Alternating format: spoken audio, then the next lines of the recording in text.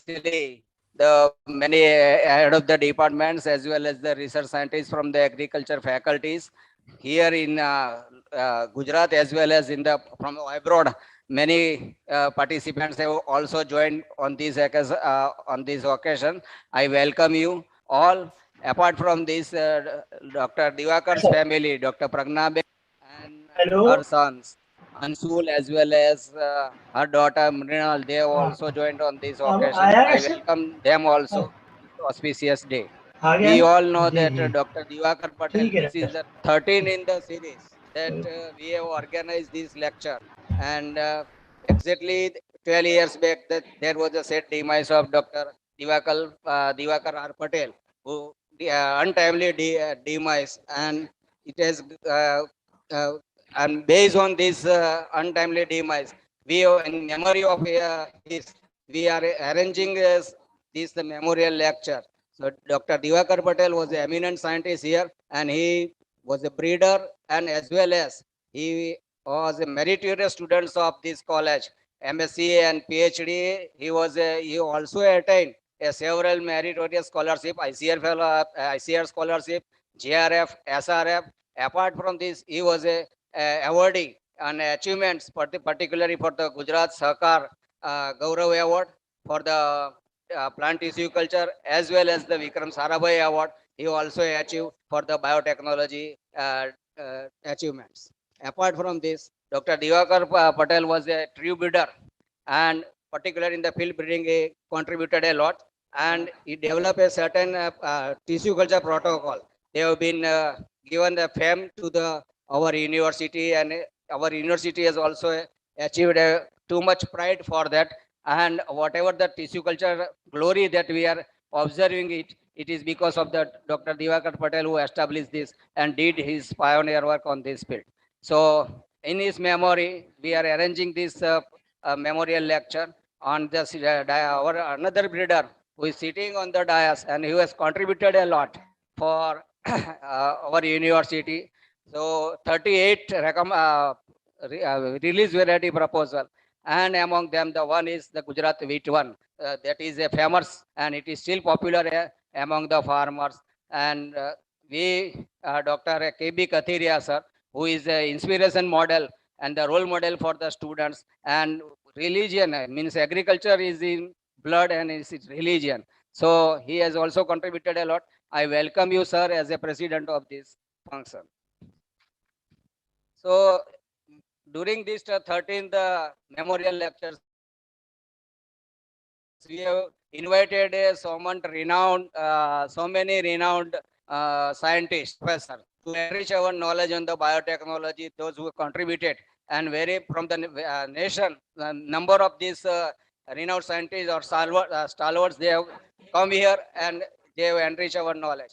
Among them, our chief guest, today's chief guest, who has joined through YouTube link, is Dr. S.K. Bhatnagar, who achieved his MSc, PhD degree in the biotechnology field, FRS from the France and the London, and he is a member of the NARC committee. He was the coordinator of the NARC committee. Then after he was a member of the various accreditation committee also. So this, such a learned personality is joining us and is going to deliver a talk on the particular biotechnology area. That we all know that biotechnology for the last 3 decades, it has contributed a lot, not only for the number of GM seeds, but a number of other achievements, gene editing and patent-oriented research that has been possible because of the development in biotechnology. And apart from this, during this COVID era that we are seeing this COVID-19 pandemic,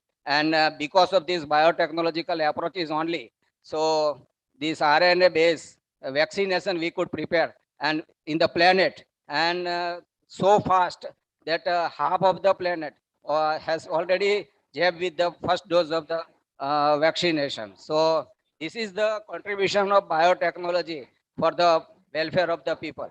So again in this biotechnology, this is the era of biotechnology. We cannot escape that biotechnology is not means directly not affecting the human being, but it is directly affecting the human being. And apart from this, the today's talk that Dr. S.K. Bhatnagarji is going to cover, it is a biotechnology, a emergence of a potential era. So I do hope that he will cover many topics and he will enrich our knowledge on this. I uh, thank Dr. Bhatnagarji for accepting our invitation and uh, becoming a chief guest of today's function. Hey, I welcome you, sir. Those who means he has joined from the uh, YouTube link. And short while from now, he is going to deliver his lecture through webinar. Uh, as you all know that this is a year of celebration. Azadi Ka Amrut Mahotsav also we are celebrating it, and simultaneously this BA College of Agriculture has also completed its 74 years, and this is the 75th year that we are celebrating it as a platinum jubilee year. So we are lucky enough that our nation is also celebrating, as well as this BA College is also celebrating on this occasion. So number of programs we have finalized, number of farmers oriented education program for the students we are going to do, and among them this whoever has guided us brilliantly and who has motivational force and who has given us the inspiration, Dr. M.K. Jala, Director of Research. He is present here and he has accepted our invitation as a guest of honor. So I welcome you, sir, on this occasion. Another personality that is also here, that is extension. Without extension we cannot go to the lab to learn programs. So I also welcome Dr. Harish Bhai B. Patel, the Director of Extension Education, who is present over here, and he has accepted our invitation as a guest of honor too. Dr. K.C. Patel is uh, painstaking is taking painstaking interest in number of activities that we are performing, particularly from the alumni association.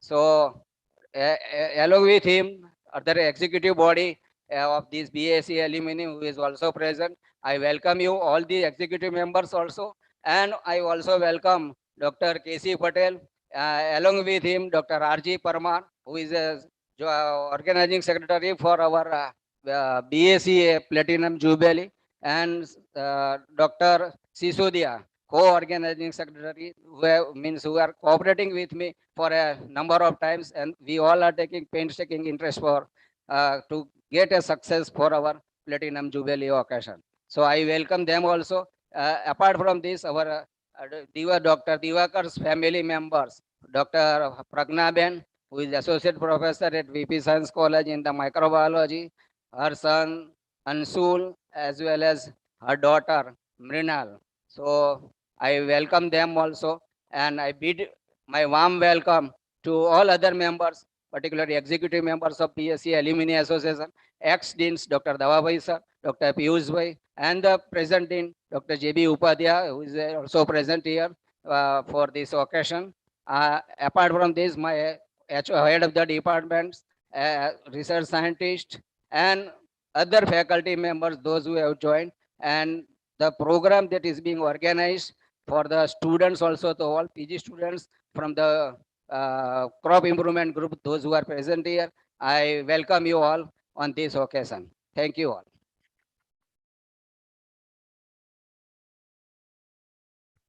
Thank you, sir, for the nice welcome remarks. I now invite Dr. Akash Parihar, Head, Department of Genetics and Plant Breeding, BA College of Agriculture, to introduce the audience with the persona and the achievements of late Dr. Diwaker Patel. Sir, please. Thank you, Dr. Arna. Dignitaries on the dais, off the dais, senior professors, ladies and gentlemen, and my dear student friends. I wish you all a very warm good morning. Indeed, it's a matter of great pleasure and honor for me to stand today here and to speak few words in honor of our beloved late Dr. Diwakar R. Patel. Friends, this lecture is instituted to perpetuate the memory of Dr. Diwakar Ratilal Patel, one of the distinguished scientists of the university. He was born in September 10th, 1957, in a small village, Katosan of Pirambam Taluka, to Mr. Ratilal and Mrs. Hiran Ben Patel. Being a son of soil, he preferred to make a career in agriculture and opted for BSc in agriculture and BA College of Agriculture. He graduated in 1977 and eventually got MSc degree in 1979 and PhD in 1985 with plant breeding and genetics as specialization with distinction.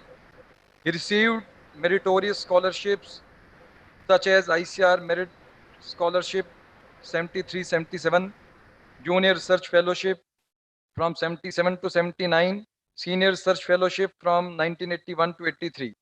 After completion of PhD, he joined Sardar Kushinagar Dhantiwada Agriculture University as the assistant professor, and afterwards he shifted to Anand, where he progressed to associate professor and professor. Dr. Diwaker came from a very progressive, educationally aware family. His elder brother, Shri Madhubhai Patel, was an engineer from IIT Delhi and an entrepreneur. Elder sister Usha Ben, now she's in US and she's a retired IAS officer. And younger sister Sandhya Ben, she is principal at Gandhara High School, Sadra. Dr. Diwakar's wife, Mrs. Dr. Pragna, she is working as a professor in microbiology in VP Science College. And his both children, they both are doctors.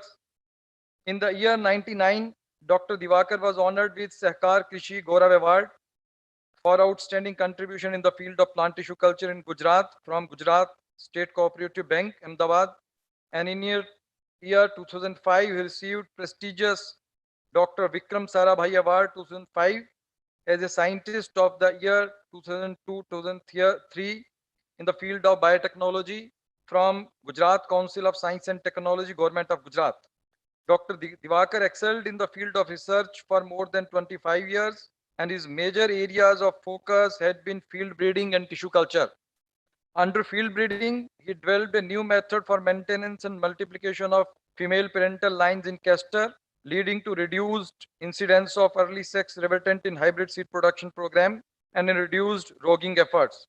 He was associated in the development, identification, and evaluation of a popular castor variety, Gujarat Castor 2, GC2. He also involved in the development and standardization of crossing technique in Ambla and Zetropa. He was involved in the collection, establishment, evaluation of germplasm in Ambla and Zetropa. He conducted studies on floral biology studies and the crossing techniques. He developed some of the crossing techniques in Zetropa. Under the tissue culture, Dr. Diwakar was associated in development of tissue culture protocols for mass multiplication, date palms, pine gourd, parvar, rose potato, banana, soap nut.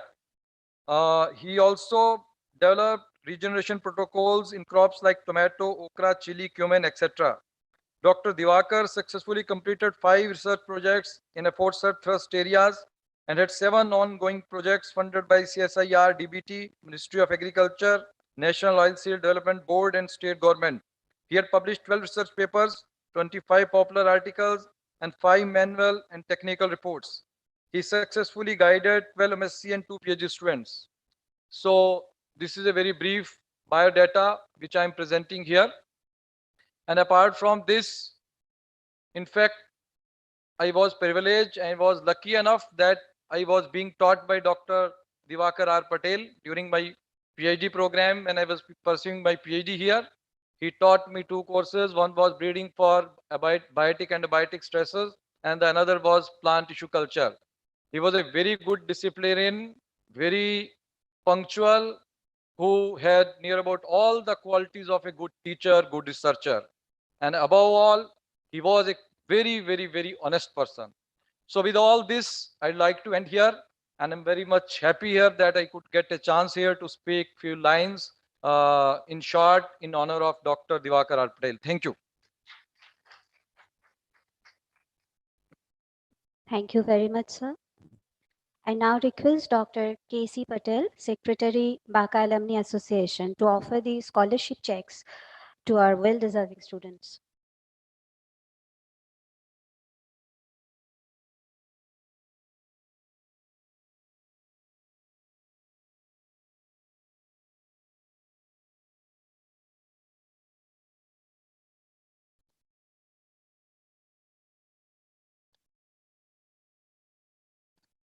Good morning to all.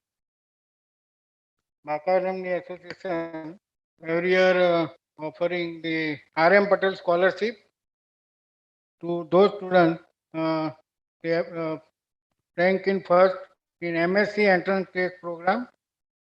So during the 1920 Kacharia Anjali Jamanbhai Kacharia Anjali, I request to receive the check, 17,000 rupees check for the successful completion of the MSc program, particularly in genetics and plant breeding. Well, Anjali. Honorable Vice Chancellor, sir, I request to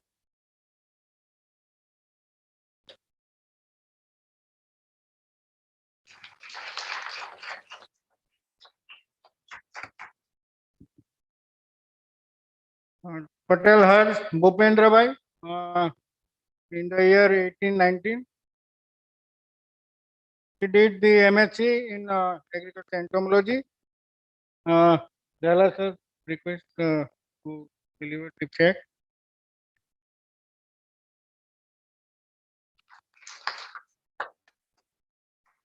Thank you.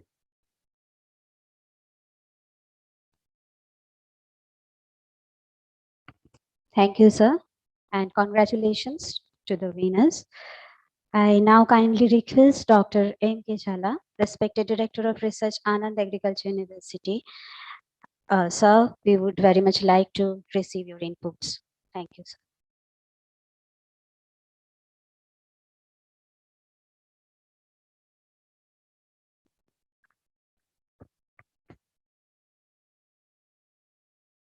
Saune Vandan, and a very good morning to all.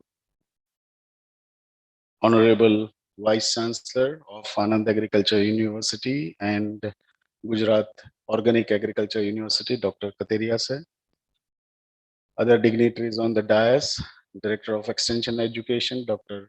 H.B. Patel, Dean of the Faculty, Dr. Shukla, Dr. K.C. Patel, and other elders in the audience, especially ex-Honorable Vice Chancellor, Dr. Sheikh sir, very beloved elders in the audience and the members of the Executive Committee of BSCA Alumni Association, Dr. DJ Patel sir, and all other elders who have actually retired on an administrative ground, but they have not retired from encouraging us again and again for various activities at this university. And I, in the beginning, thank all of them for again encouraging us by remaining present for today's important occasion.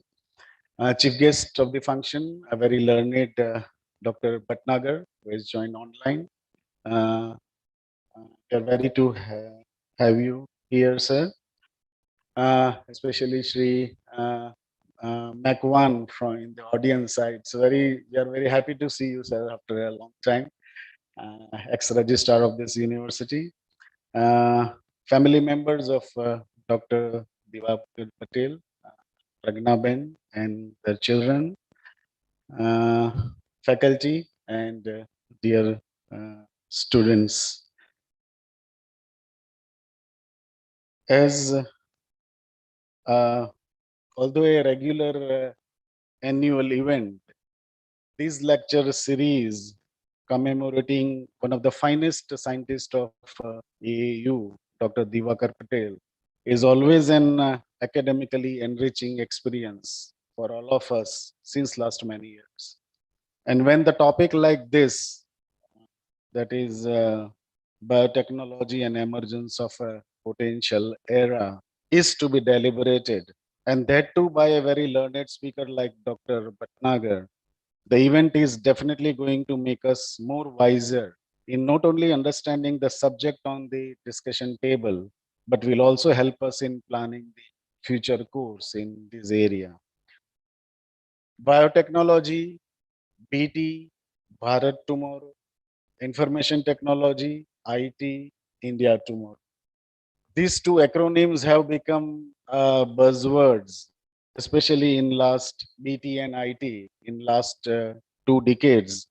And because of various applications of these two very powerful branches of modern science, I think this BT era, biotechnology era, is not under emergence, I would say, but it has already emerged, I think.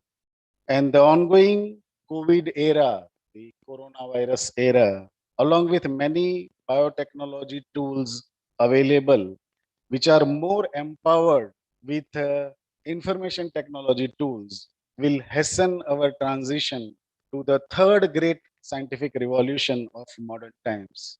These revolutions, three in number, one by one, arose from the discoveries beginning just over a century ago of the three fundamental kernels of our existence. These three kernels are the atom, the bit, in computer language, the binary digit, what we say, binary code, bit, and the gene. The first half of the 20th century, the last century, beginning with Albert Einstein's published paper in 1905 on relativity and quantum theory, featured a revolution driven by physics. That first revolution was driven by physics. And in the 5 decades following this miracle year of 1905, his theories led to atom bombs and nuclear powers, transistors and spaceships, lasers, radars, and many other things. And most of these applications, or because of that discovery, were very useful to the humankind, most of them. So that was the first revolution driven by physics. The second half of the 20th century was an information technology era, based on the idea that all information could be encoded by binary digits known as bits, and all logical processes could be performed by circuits with on-off switches.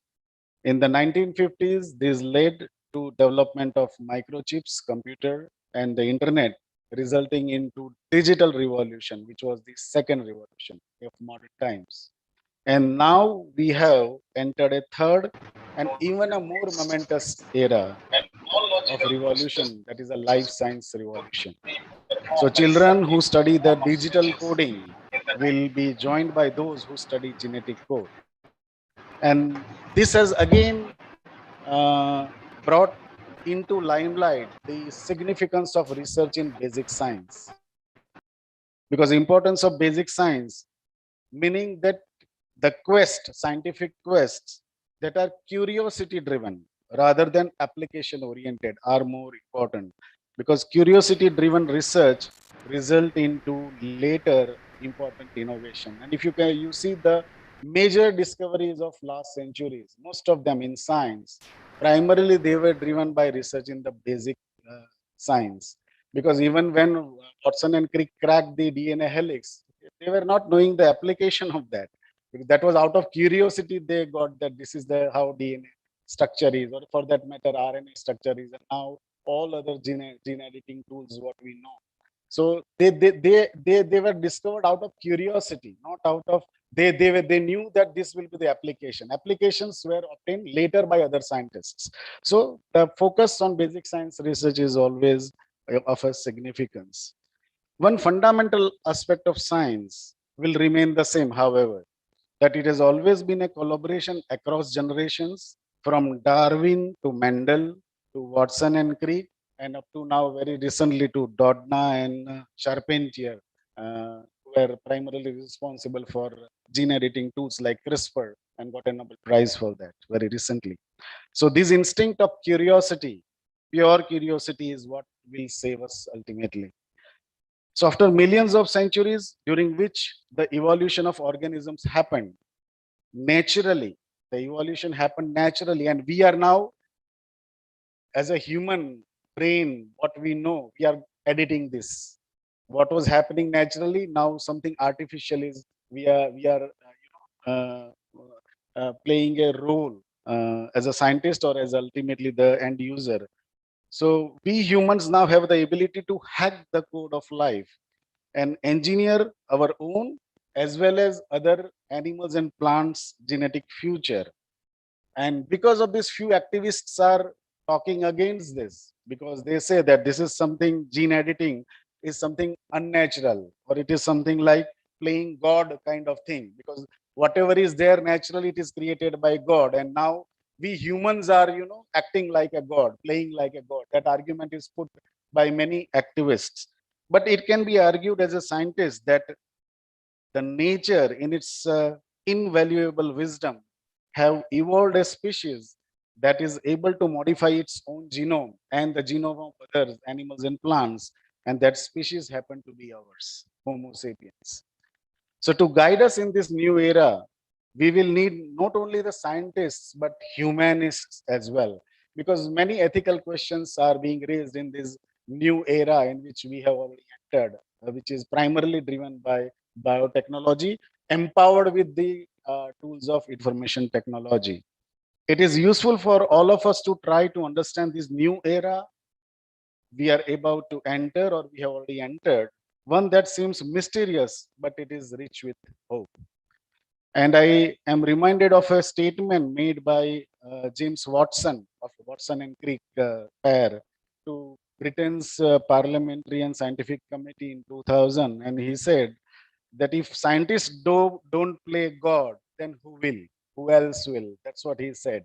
Because that was the argument put by all the activists, and this was the answer by Watson.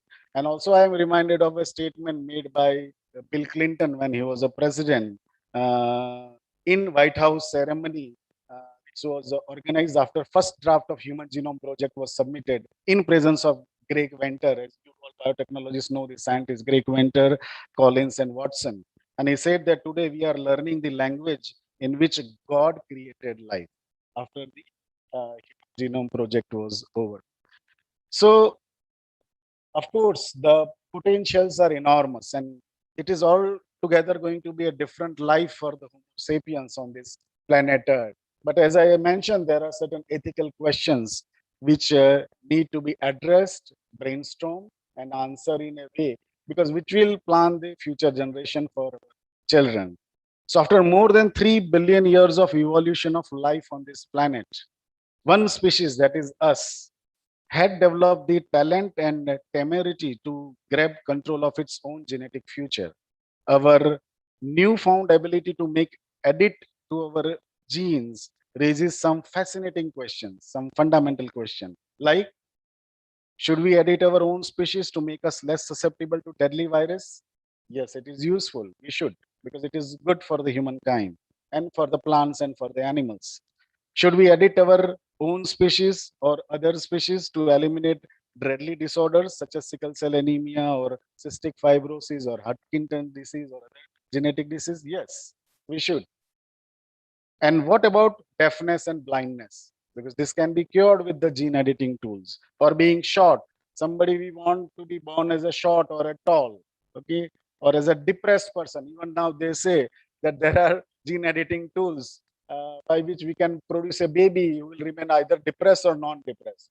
So these are certain very fascinating questions. And if a few decades from now, should we allow parents to enhance IQ of their children or even muscle mass of their children? Of their kids? Should we let them decide eye color, skin color, or even their height? Isn't it? These are some ethical issues. So what might that do to the diversity of our society? That's an important question, because right now, whatever diversity we are looking is a natural diversity created by the Almighty in a way. So by natural selection and other species. And now we are going to create new sets of diversity by our own biotechnological tools coupled with IT tools.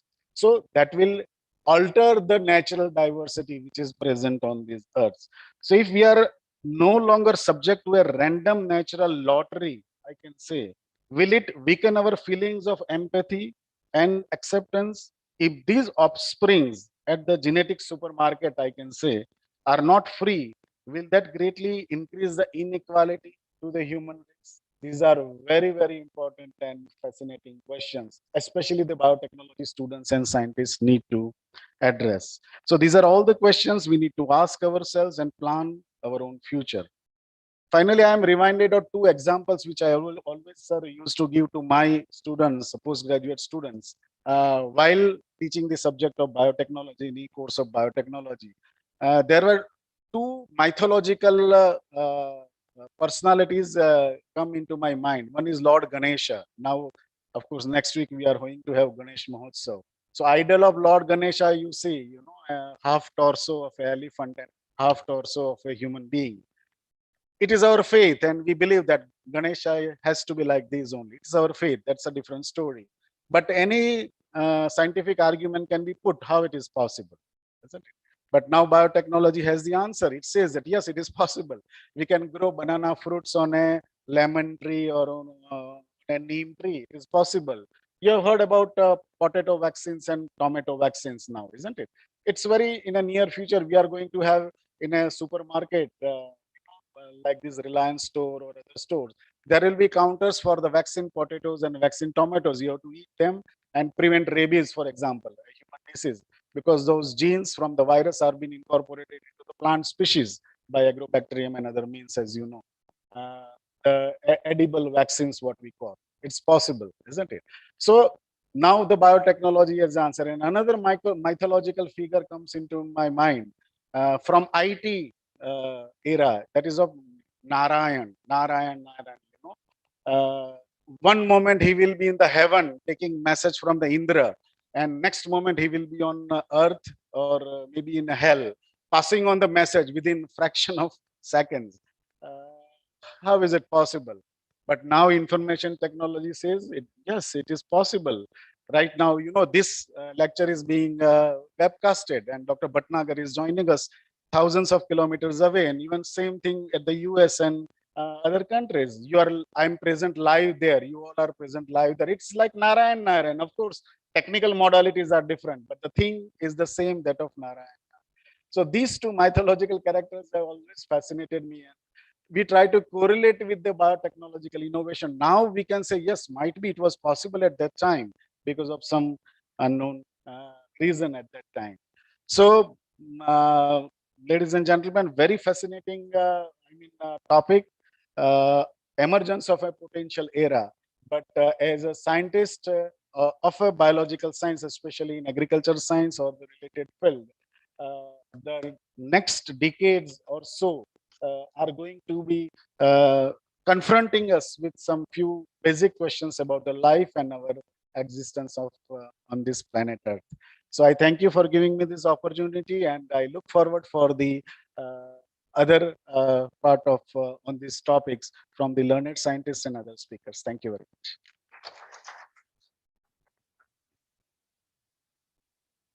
Thank you so much, sir, for the wonderful speech. It is always a pleasure to listen to you. I now request Dr. Sushil Kumar, Assistant Research Scientist, Department of Agriculture Biotechnology, Anand Agriculture University, to introduce our esteemed speaker, Dr. S.K. Bhatnagar, Professor and former Dean, College of Biotechnology, Sardar Vallabhbhai Patel University of Agriculture and Technology, Meerut, Uttar Pradesh. Sir, please.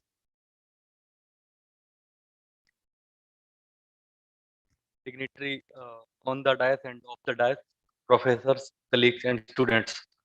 It's a great pleasure for me to introduce our speaker, Dr. S.K. Bhatnagar, who is going to talk on biotechnology and emergence of potential era. Dr. Bhatnagar started his career in higher education in 1997, and since then, from January 25th, 2007 to 30th of June 2017, he worked as a professor cell biology, College of Biotechnology, Sardar Vallabhbhai Patel University of Agriculture and Technology, Meerut. He remained head for 4 departments for more than 10 years. He has a vast experience of 40 years in research and teaching. Professor Bhatnagar was awarded his in-service PhD from Banaras Hindu University in 1981.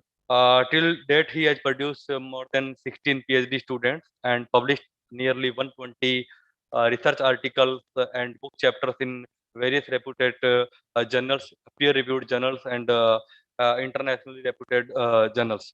He served at the Dean College of Biotechnology, Sardar Vallabhbhai Patel University, and worked on the several administrative positions like Chief Warden, Chairman, Screening Committee for Career Advancement, and he has also officiated as a registrar of same university for many time. Professor Bhatnagar founded an internationally recognized Society of Plant Research in 1988 under the aegis of which an international journal Vegetos is being published by reputed publisher Springer Nature.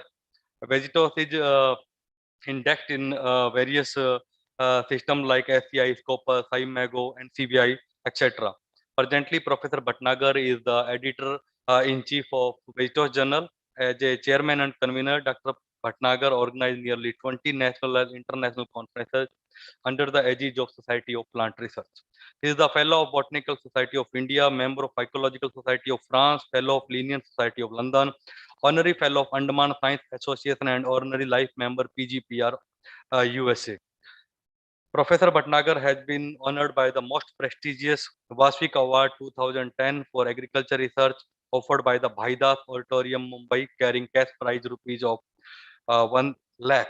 Professor Bhatnagar has been conferred Lifetime Achievement Award 2020 by Environmental and Social Development Association, New Delhi, Devang Mehta National Education Award 2020 at Mumbai, Academician of the Year 2020 EET CRS at Hyderabad, and recently conferred Lifetime Achievement Award 2020 by Pearl Foundation, Bangalore. Professor Bhatnagar visited nearly 10 countries, which include the France, UK, Netherlands, Greece, Ireland, Belgium, Indonesia, under the various academic programs like INSA Costed Fellow, Indo-Greek Fellow, and Sponsored Visiting Scientist Program. Professor Bhatnagar was elected as a member of National Assessment and Accreditation Council, that is the NAC, of the UGC. He accredited the prestigious institutions like Annamalai University, Baba Atomic Research Center, BARC, HBNI, Tata Memorial Center, Gujarat Ayurvedic University, Jamnagar, Veer Narmad South Gujarat University, Surat. He is on the expert panel of Agriculture Scientist Recruitment Board of ICR ASRB, and was an expert in the Bihar Agriculture University Sabor, Baba Saheb Bhimrao Ambedkar Central University Lucknow. He is the referee of many international journals. He is an expert of Project Evolution Counting, CCRAS, Ministry of Ayush, Government of India, Uttarakhand, Council of Biotechnology, Government of Uttarakhand, and served as a DGCSIR nominated member of Research Appraisal Committee and Research Council of CSIR NLM Jamshedpur. Professor Bhatnagar was the chief guest of brainstorming session of bioprospecting of algae for the sustainable agriculture as UP Council of Agriculture Research. He delivered large number of keynote addresses and invited lectures in national and international conference held in India and abroad, beside popular lecture in various workshop and teacher training program. So this is a brief biodata of today's speaker, though his full biodata is too long, but this is a concise biodata. And with all, I would like to finish here. Thanks one and all. Jai Gujarat, Jai Bharat.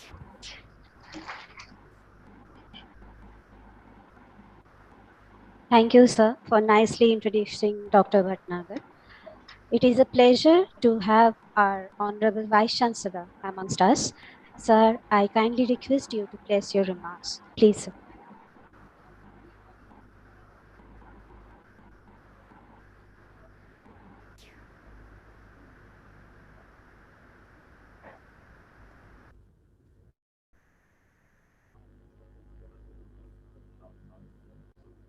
Good morning to everyone. Dr. Diwaker Patel ની યાદમાં દર વર્ષે જે રીતે કાર્યક્રમ યોજીએ છીએ એવી જ રીતે આજે 13મો જે એમનું લેક્ચર સિરીઝ છે એનું કાર્યક્રમનું આયોજન કરવામાં આવ્યું છે.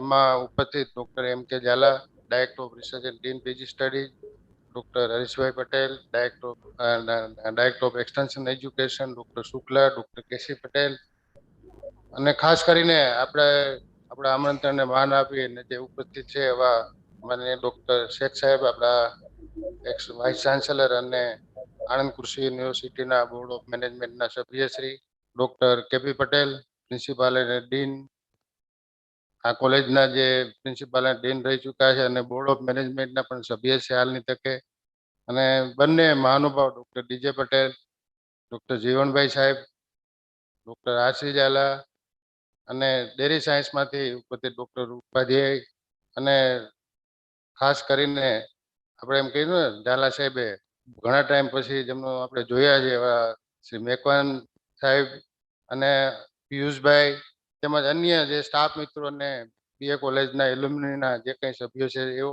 અને આજે જે ના માટે આ લેક્ચર સિરીઝ ગોઠવી છે એવા સર્વે વિદ્યાર્થીઓ, ભાઈઓ અને બહેનો.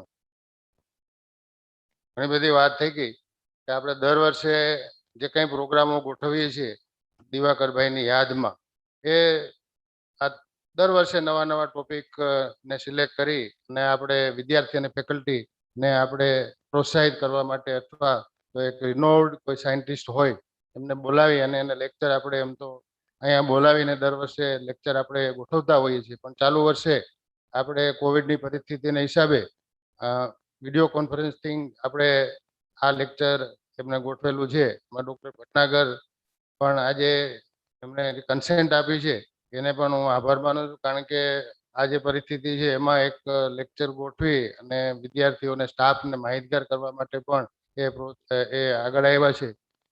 ખાસ કરીને આપણે જો જોઈએ તો આજે દિવાકરભાઈની યાદો માટે આપણે એક વાગોડવાનો એક મોકો છે, અને આજે ડૉક્ટર પરિહારે એમનું જે કાંઈ કન્ટ્રીબ્યુશન છે એની વાત કરી.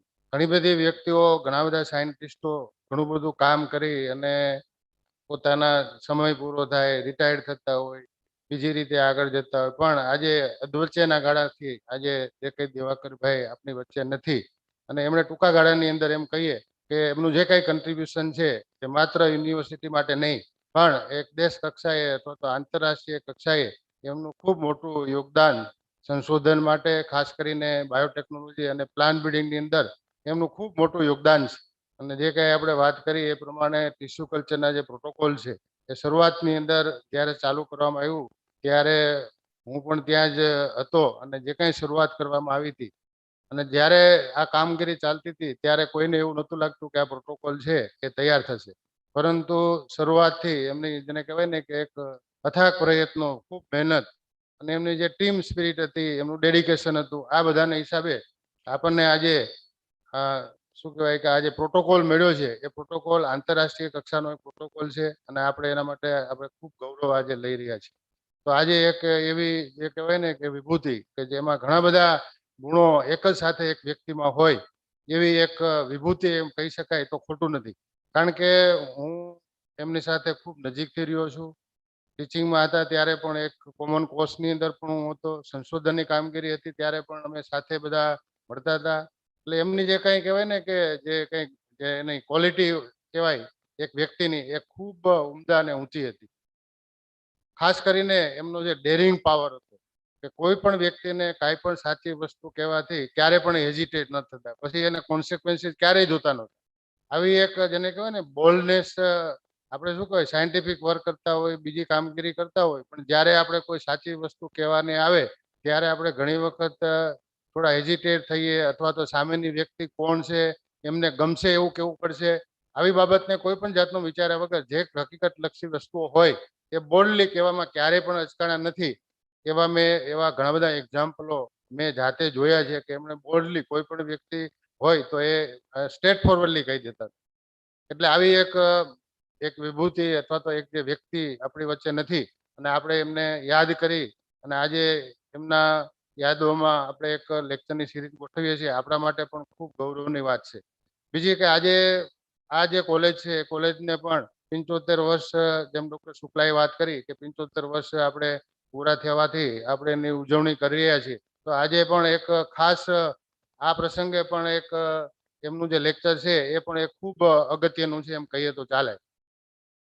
આ જે કોલેજ છે એ કોલેજની આપણે તો ઇતિહાસ કાયમી વાગોળતા રહ્યા છીએ, અને આ વર્ષે આપણને એક એવો મોકો મળ્યો છે કે આ 75 વર્ષનો બે કોઇન્સિડન્સ છે કે ભાઈ આઝાદી કા અમૃત મહોત્સવ અને આપણે જે કોલેજ છે એ કોલેજનું પણ 75 વર્ષ પૂરા થતા હોવાથી આ બંને જે કંઈ કાર્યક્રમો છે એ આપણે સાથે સાથે ઉજવી રહ્યા છીએ. તો મને એવું લાગે છે કે આજે આ જે કોલેજ છે એ કોલેજના હવે પછીના જે કાર્યક્રમો છે એ કાર્યક્રમો ખૂબ ઉત્સાહપૂર્વક ડૉક્ટર શુક્લા અને એની ટીમ આખી જે કંઈ એટલા બધા પ્રયત્નો કરી રહી છે. કાલે પણ અમે લગભગ 2-2.5 કલાક સુધી સાહેબ અમે એક મિટિંગ કરી અને જે કંઈ આગળના જે કંઈ કાર્યક્રમો છે એને કઈ રીતે ઓપ આપવો, સારામાં સારી રીતે કઈ રીતે કાર્યક્રમો થાય, અને એક મેસેજ જાય, આખા આખા એક એલ્યુમિનનો મેસેજ જાય કે ભાઈ આપણી જે આ કોલેજની જે પ્રોડક્ટ છે કેવી કેવી જગ્યાએ કઈ કેવી પોસ્ટ ઉપર છે, એન્ટરપ્રેન્યોર હોય કે બીજી કોઈ પણ જગ્યાએ સારી જગ્યાએ હોય તો એમને પણ એક હાઇલાઇટ કરી અને એમને પણ આપણે એક મેસેજ દ્વારા આપણે કહી શકીએ કે ભાઈ આ કોલેજ છે, એ કોલેજનું કેવડું મોટું પ્રદાન આ ગુજરાત માટે નહીં પણ દેશ માટે નહીં પણ એક હું તો કહું આંતરરાષ્ટ્રીય કક્ષાએ પણ આપણા જે એલ્યુમિનીના જે કંઈ સભ્યો છે એ આજે ઘણા બધા દેશોની અંદર ખૂબ મોટી સંખ્યાની અંદર આજે પોતાની સેવાઓ આપી રહ્યા છે. તો આવી એક કોલેજની અંદર આજે આપણે એક દિવાકરભાઈની યાદમાં પણ આજે એક મેમોરિયલ લેક્ચર ઉજવી રહ્યા છીએ ત્યારે આપણને ખૂબ આનંદની લાગણી થાય. ડૉક્ટર પ્રજ્ઞાબેન અને એમના કુટુંબીજનો પણ ઓનલાઈન જોઈન થયેલા છે. આપણે બધા સારી રીતે જાણીએ કે એમને ડૉક્ટર પરિહારે જે એમનો ફેમિલીનું બેકગ્રાઉન્ડ આપ્યું ને તો આપણને ખ્યાલ આવશે કે ભાઈ એક એના કુટુંબના દરેક સભ્યોનો કેટલો બધો બધી કેવી કેવી ડિગ્રીઓ મેળવી અને એ વખતની અંદર આજે આખું ફેમિલી એક એજ્યુકેટેડ ફેમિલી છે અને બંને બાળકો પણ આજે એક ખૂબ સારી મહેનત કરી અને એક ડોક્ટરેટની ડિગ્રીઓ મેળવી ડૉક્ટરની ડિગ્રીઓ મેળવી અને આજે ખૂબ સારી રીતે જે જગ્યાએ પોતાને સર્વિસ હોય કે બીજી જગ્યાએ હશે ત્યાં સ્થાયી થશે. એટલે આપણા માટે પણ એક ખૂબ આનંદની વાત છે કે પાછળ એમના ફેમિલી પણ પ્રજ્ઞાબેન અને એની ખૂબ કાળજી રાખી અને બંને બાળકોને ખૂબ સારો સ્ટડી કરાવ્યો છે. તો આજે બધા એમ ન હતા ડૉક્ટર ભટનાગર આપણી સાથે જોઈન્ટ થવાના છે. ડૉક્ટર ઝાલાએ ખૂબ બાયોટેકનોલોજી વાત અને ટુ ધી પોઈન્ટ વાત કરી. એટલે આ બાયોટેકનોલોજીની શું અગત્યતા છે એને ધ્યાનમાં રાખી અને આજનું જે કંઈ આ લેક્ચર છે એ લેક્ચરની ગોઠવણી કરી છે. તો મને આશા છે કે આ જે લેક્ચર છે એ લેક્ચરમાંથી આપણા વિદ્યાર્થીઓ બાયોટેકનોલોજી સાથે સંકળાયેલા બધા જે કંઈ સ્ટાફ મિત્રો હશે, ટીચર્સ છે એમને પણ ખૂબ માહિતી સારી મળશે અને એ માહિતી આપણે પણ આપણી જગ્યાએ જે જે કંઈ કામ કરતા હોય એની અંદર ઉપયોગ કરીશું તો આજે એક આપણે જે કંઈ આ પ્રયત્ન કર્યો છે એ ફ્રૂટફુલ રહેશે. તો આટલી વાત કરી અને આ જે લેક્ચર અથવા કાર્યક્રમની સફળતાની શુભેચ્છાઓ સાથે મારી વાત પૂરી કરું છું. જય જય ગરવી ગુજરાત, જય Bharat.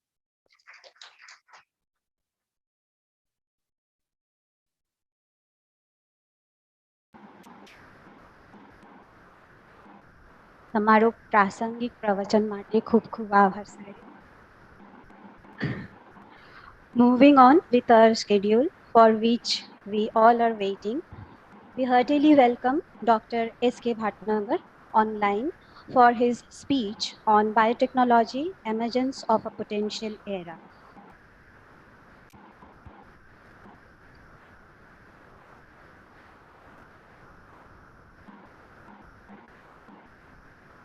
Thank you very much and very good morning to all. Am I audible?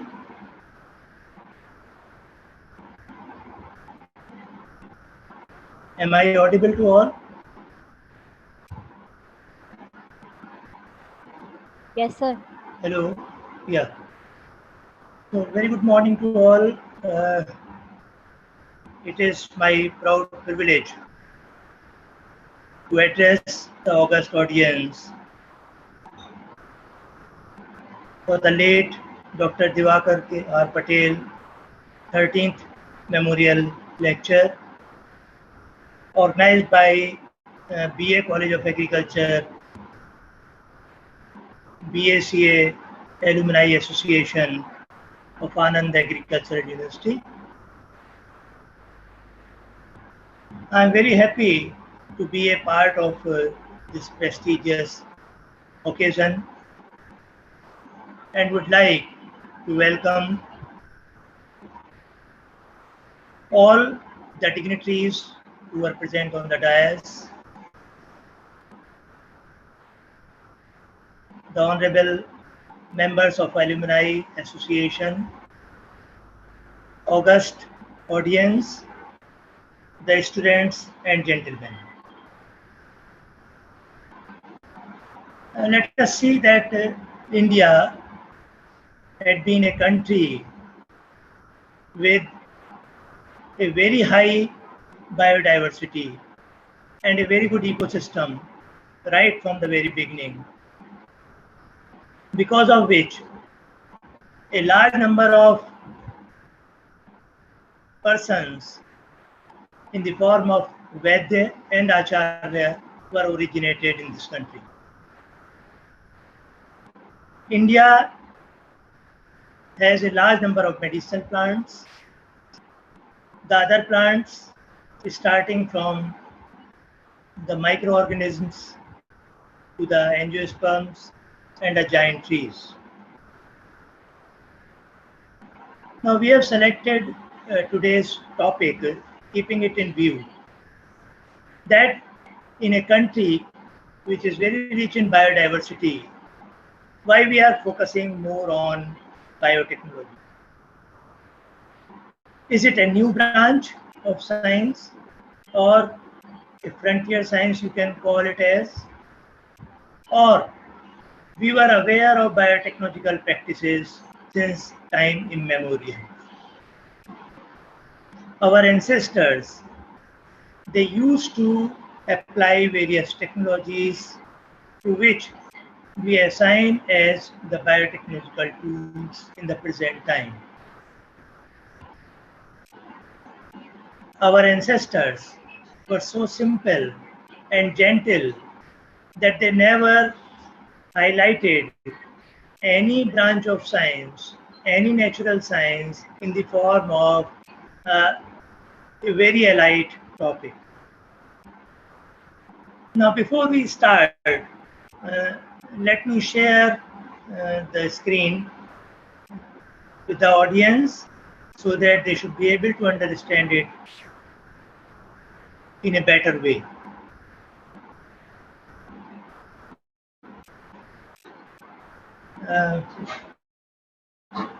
Can you see the screen, please? Hello? Can you see the screen, please? No, sir. Sir, I think there are some issues from our end. Just give us a few moments. We'll try to figure out.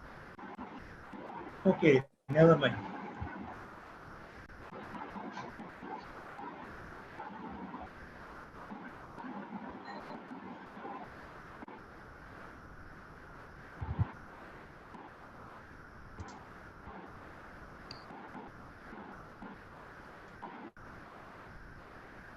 Sir, have you shared your screen? Yes. Yes, I am going for the slideshow now. Should I go? Should I start the slideshow? Yeah.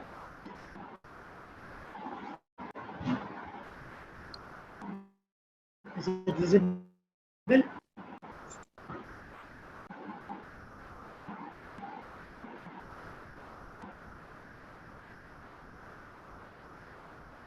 Sir, your screen is not Hello. visible. Can you just please share your screen? I have shared the screen already.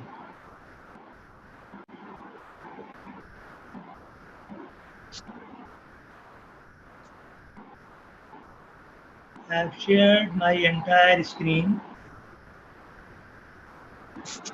I am cancelling it and sharing it again. Okay. Please, sir. Share screen, then share. It is not clicking at share.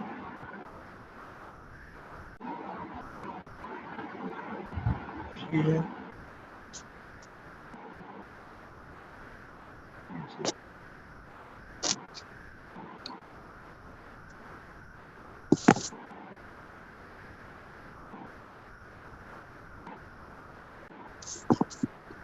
Can you see?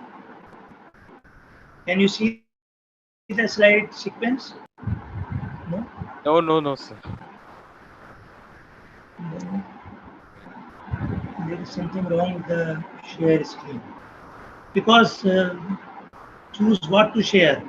Then it is coming up share, and share cannot be clicked. Only cancel can be clicked. Sir, can you please stop sharing once and then again will you please start sharing? Has it come? Okay, sir. Now, shared. Is it visible? Yes, sir. Now, Fine. Thank Can you you. please? Yeah. Should I continue? Yes, sir, please. Okay, okay. So, ladies and gentlemen, today we shall be talking about the biotechnology and emergence of a potential era. Needless to say that biotechnology, of course, has come up as a frontier science nowadays. But in the earlier time, our ancestors were very well aware of various biotechnological techniques, and when we talk about their inventions and their discoveries, which are of great importance as on today, we come across that biotechnology was a known science since time immemorial, and our Vedya and Acharya, they were using biotechnological techniques for human welfare. Now let us have a glimpse that since India is having an excellent plant biodiversity and natural resources, and these natural resources vary from the minutest microorganisms like chlorella to the very giant plants like gymnosperms and present day advanced plants like angiosperms. Now, the utility of all these plants that has already been discussed on medicinal grounds in Wealth of India. The 7 volumes of Wealth of India are already available, and one can go through these volumes and may understand that what was the potential of flora and fauna present in our country since time immemorial. Beside this, our Acharya, they have written several Vedas and have explained the large medicinal importance of various plant feedstocks. Now the question is that why did we need biotechnology? Basically, when we start using the word biotechnology, that depends on the cellular totipotency. I should make it clear that what is totipotency or cellular totipotency means each cell of an individual has got the capacity of converting itself into a complete plant. As you can see, the origin of a human being has started from a single cell like egg. When egg get fused with a sperm, they form a cell called as zygote, which is a diploid structure. Now the life starts from a single cell, and all the characters which are exhibiting in an individual are present in the cell.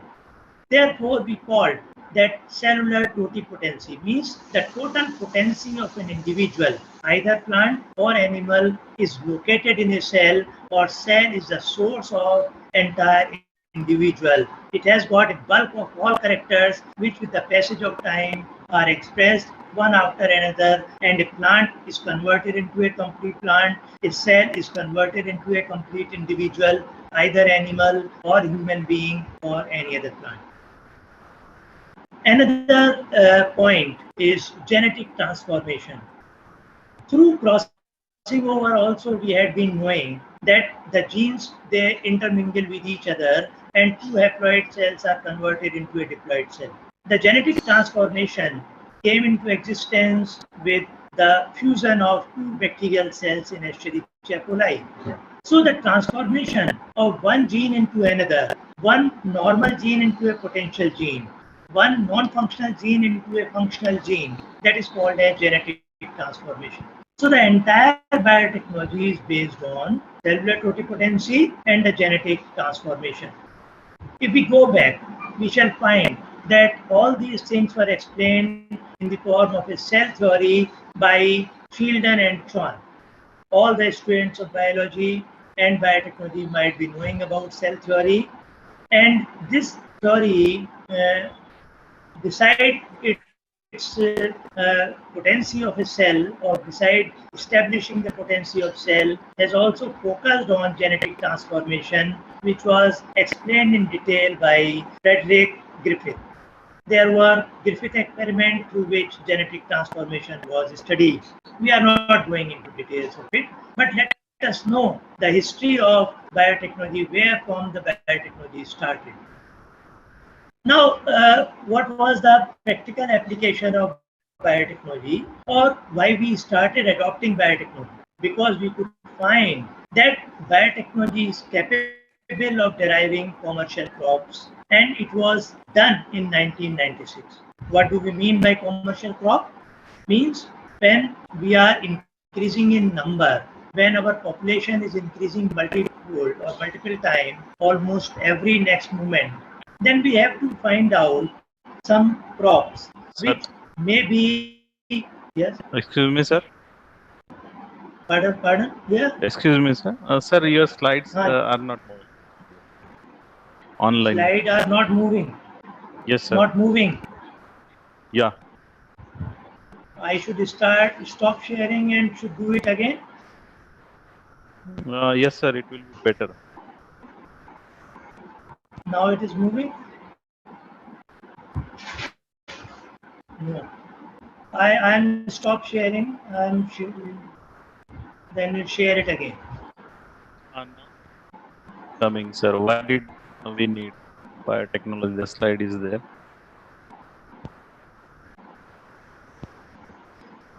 Now that is also there. Father of biotechnology. Yeah. So, is it moving now? Uh, no, sir. I think unscare. अभी आ I दिख रहा think है? I should go. yes, sir. अभी दिख रहा है. Yes. Now it is. Is it now moving? Yes, sir. That the father of biotechnology. That slide. Try to Yeah. change next one, sir. Yeah. Okay. So actually, I missed a little bit. Anyway, we were focusing on biotechnology because we need some commercial crops, and these commercial crops may be the cereal crops, maybe the legumes, maybe some other type of crops which may be required for feeding our population in India. Now, when we talk about father of biotechnology, most of the people they believe that Karoli Erecki is the father of biotechnology. He was an Hungarian agricultural engineer, and he coined the term biotechnology, means a technology which is applicable to biological system. And with the help of this technology, we can improve various types of crop. We can develop say various type of vaccines, or we can move further for developing various products for the welfare of mankind. Now, some of the people they call him as father of biotechnology, but it is not very certain. Now, kindly ensure that the slide is moving now.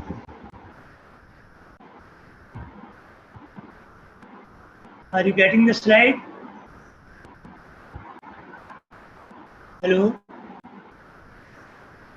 Slide is moving or not? No, no. What is wrong with it? I don't know.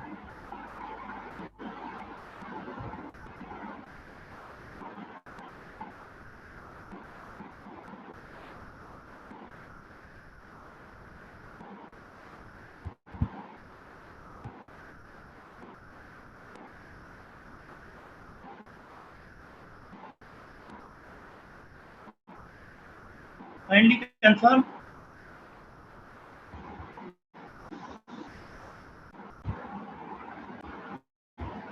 Are you getting the slide or not? Change Are you it to getting the slide or slideshow. not? Change the WhatsApp slide show presentation to में चल रहा है slideshow. WhatsApp slide show में ही चल रहा है slide अच्छा, show में आ नहीं रहा है इनका तो ऐसे ही चलाइए, मैनुअली बढ़ाइए उसको एक एक करके। अब आया नहीं आया आया है ओके आया है ये early पीछे examples of biotechnology we can see. yeah there should be somebody to confirm me that the slides are there or not. Yeah, Dr. Icha, please you also confirm. yes, your fifth slide is in front of us. Fifth Yeah slide. so let me continue. early example of biotechnology, if we go through the biotechnology, we shall find that from time immemorial we had been knowing about biotechnology through breeding animals and crops by using microorganisms to make cheese. Our grandmothers, great grandmothers, they were habitual of preparing cheese at home. They were preparing yogurt, bread, beer, wine, and all these things our ancestors were using. Now, we started thinking of the bacterial genome, and with the help of bacterial genome, the plasmid transfer or the transfer of a small segment of gene came into existence when we started thinking of the genetic transformation.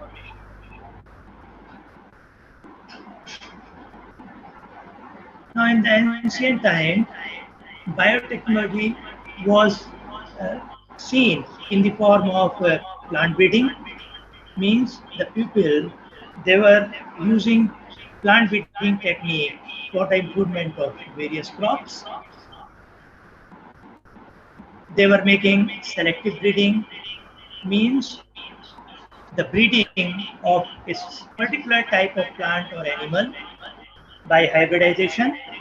Of course, they were not knowing the terms, but they were in practice of all these biotechnological techniques. Now, with the passage of time, we started developing various instruments. And when the instruments were developed, there was a revolution in the growth of agriculture. Then we started finding out a specific trade of interest, and these traits of interest were available in the wild species.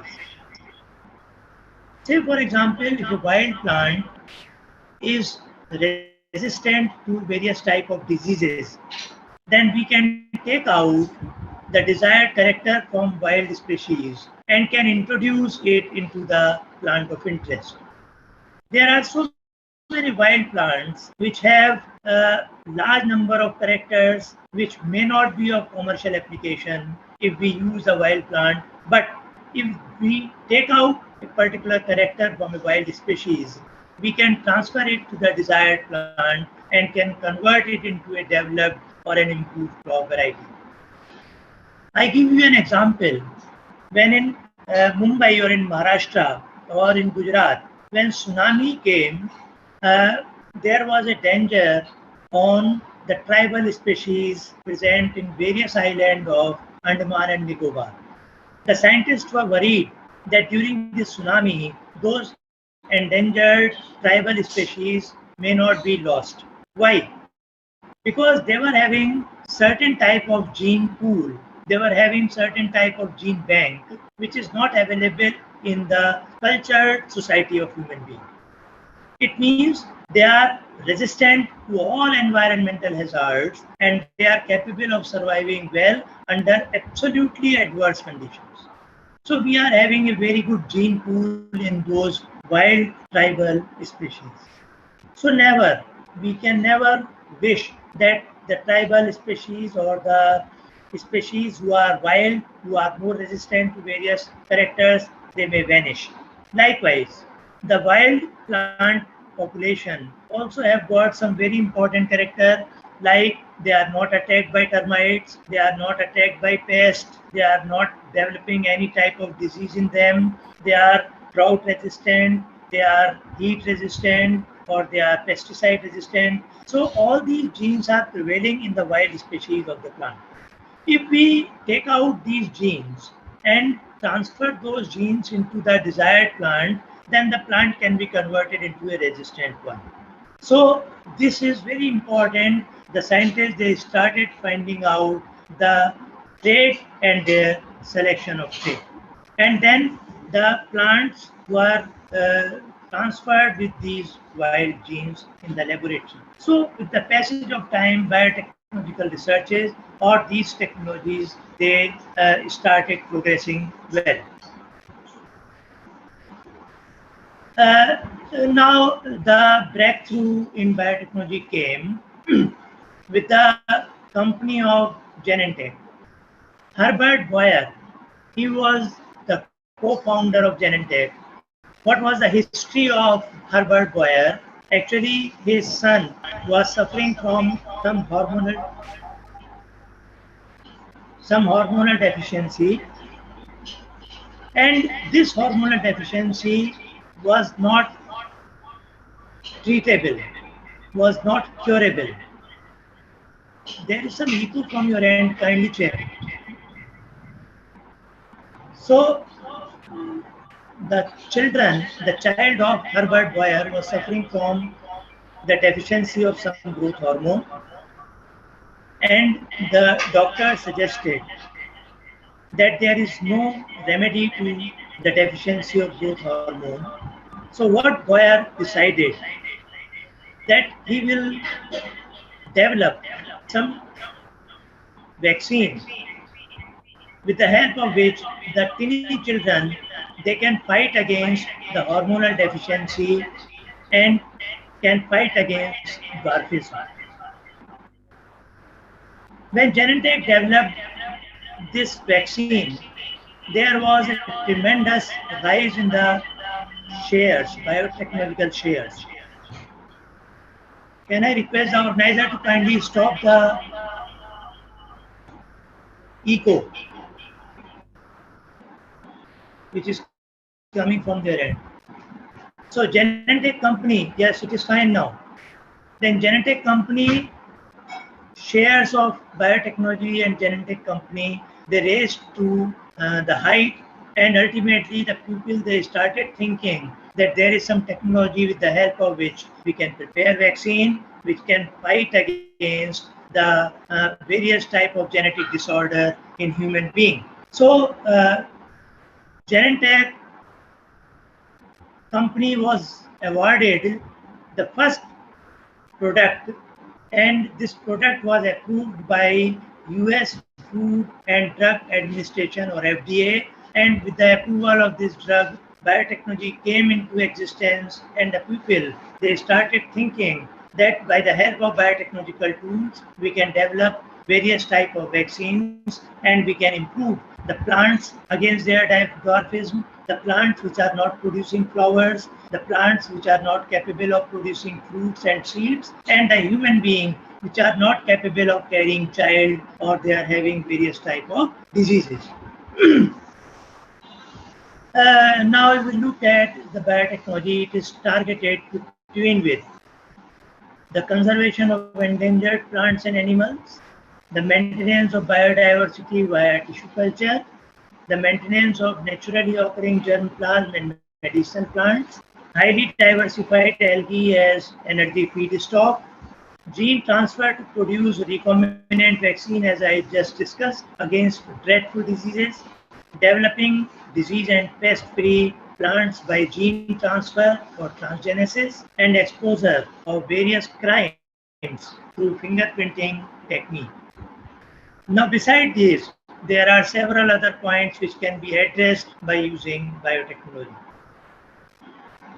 Now, you can see that biotechnology has various branches like DNA fingerprinting, tissue culture, transgenesis, genomics, then molecular breeding, and with the help of all these things, several other branches are also coming out like footprinting, and these things they are helpful in establishing biotechnology as a powerful tool to improve the crops, to improve agriculture, and to improve various human races against genetic disorder.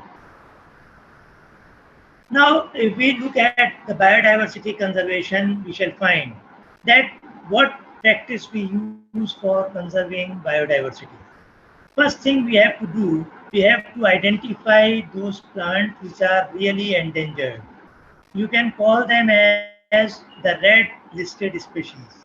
Now, these red listed species or the endangered plants, their germplasm can be conserved by using various techniques called as cryopreservation and by using tissue culture techniques. Now, tissue culture is the artificial maintenance of a plant under controlled conditions.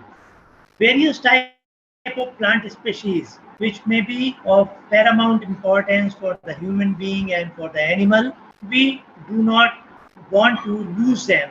We want to conserve them, or we cannot afford to lose those wild species, and therefore we want to conserve their germplasm and can develop a library. In New Delhi, NBPGR is a place where the consortium of various germplasm of plant varieties has been stored. The people, they can get the germplasm of a desired plant variety from that place. Now there is in vitro culture to conserve germplasm. What is in vitro culture and in vivo culture? Everybody knows that in vivo culture is the culture of anything in the natural habitat. On a plant, the flowers develop, seed develop, and from seed the fruits develop. But when all these practices are being done under controlled condition in a laboratory, we call it as in vitro culture. Basically, it has been derived from in vitreous culture. Means we are preparing a culture medium, and on that culture medium, which is made up of various types of organic and inorganic contents, we develop the plants under controlled condition, and the conditions are given just like the natural habitat. So this is the in vitro culture, and with the help of which we can conserve the germplasm of various endangered species. Now this plant everybody might be knowing, it is called as Elaiocarpus or Rudraksh. Many people might have seen the Rudraksh mala, which many people prefer to wear because of their welfare. It is one mukhi Rudraksh, do mukhi Rudraksh, or teen mukhi Rudraksh, or panch mukhi Rudraksh, like that. It has got the axillary buds through which the plant germinates. So in the normal course of life, the germination of Elaiocarpus is not seen. There are very few plants Excuse me, sir. which are found. Yeah. Slide is not moving, sir, actually, still. What is happening? It is a problem. It is a problem. Now I am using it manually. After Again, there is 5 it has stopped.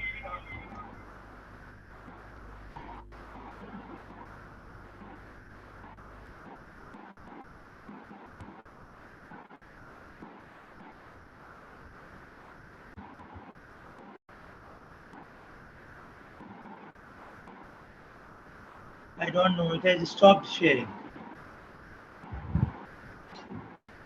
Host has disabled. Attendees stop sharing.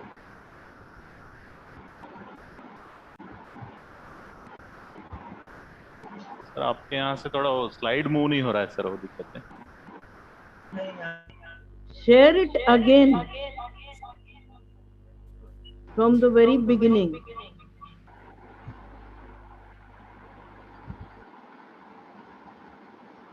What should I do then? Is a problem in online classes, and it is happening for the first time. Yes, sir.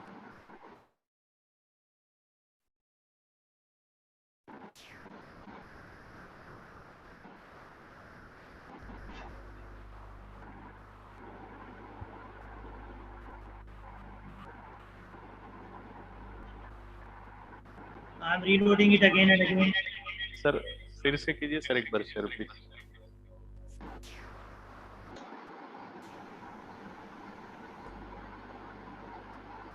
फिर से share कीजिए. हैं?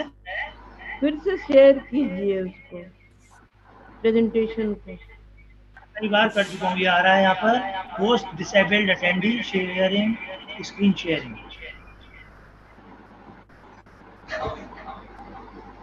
और send it to me, I will share.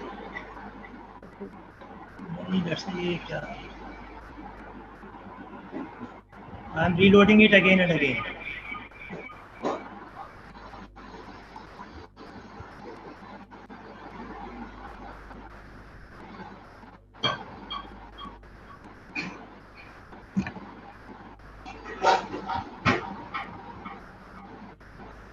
फिर से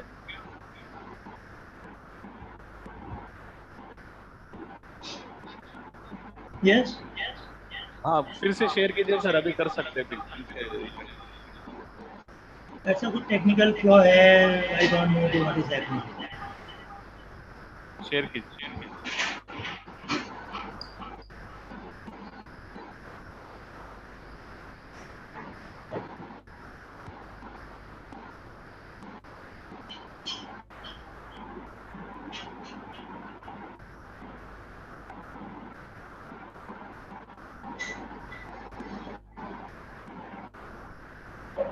manually करता हूँ sir मैं. अभी मैं ठीक मैनुअली है, करता अभी हूँ. आया हुआ है, अभी आया हुआ है सर. नहीं, now मैं now मैनुअली go करता हूँ to sir. view on your laptop here, and then go to From current custom slide. slideshow. Custom slideshow,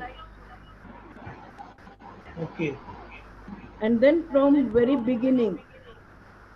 नहीं, from current slide से ले लेता हूँ.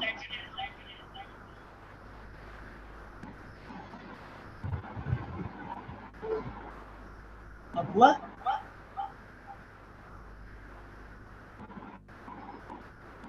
आया सर नहीं आया? नहीं नहीं, आपका ये स्लाइड 14 में रुका हुआ है. 14 नंबर के स्लाइड में है सर अभी. हाँ, उससे आगे नहीं हो रहा. इसको फ्रॉम द वेरी बिगिनिंग करना होगा यहाँ. या अभी हुआ, now चेंज हुआ now मैडम. 15 आया. अभी 15 हुआ सर. चलिए मैं इसे मैनुअली करता हूँ. 15 हो रहा है. मैनुअली कीजिए. हाँ, मैन्युअली सर बेटर रहेगा, वो क्लिक करके सर. मैनुअली करते So, जाइए. I am doing it now. Okay So, sir. या और ये ई को बंद करा दीजिए डॉक्टर साहब. ई को आ रहा है आपके यहाँ? Yes, it is fine. So we were talking about medicinal plant Elaeucarpus, which is called as Rudraksh, and some of my students they attempted the micropropagation of Rudraksh, but this Rudraksh could not be grown well because it was synthesizing some phenolic compounds, and because of these phenolic compounds at a certain stage of time further multiplication of this medicinal plant stops, and therefore we were not able to find out a complete Rudraksh plant by micropropagation. Now the multiplication of medicinal plant through tissue culture is also in practice nowadays, because there is an emphasis on various type of Ayurvedic drugs, and because of these Ayurvedic drugs we are consuming medicinal plants which are growing in natural habitat. So if we keep on exploiting or utilizing those naturally occurring medicinal plant, then the time will come when we shall not be having any medicinal plant in the natural habitat. So what can we do? We have to grow them artificially under in vitro condition or in culture. So there are so many places where the cultivation of medicinal plant is going on either by tissue culture or by micropropagation. Now you can see when we grow the plant under controlled condition or under in vitro condition, we try to develop the leaflets with the help of which they can photosynthesize, they can grow further or can synthesize their own food material. Second important thing, that under in vitro condition we try to develop the root system. And once the leaves and root systems are developed, we take the plants out and put them into an earthen pot or into a small pot with a certain type of soil right mix or certain type of soil in which the hardening of the plant is done. Hardening, you understand? Hardening means when a nascent child is developed in our family, by and by with the passage of time, we keep them feeding with the regulated food material, liquid diet or something, and by we start giving them the solid food, and we start sending them outside house so that they can acclimatize according to the changing environment. That is called as hardening. Likewise is the plant. When a small plant is developed, They are put outside the laboratory, outside the controlled environment, and they are subjected to hardening. Now you can see there are various stages of micropropagation. I am not going in details of it because of a lot of disturbance in between. It will consume a lot of time.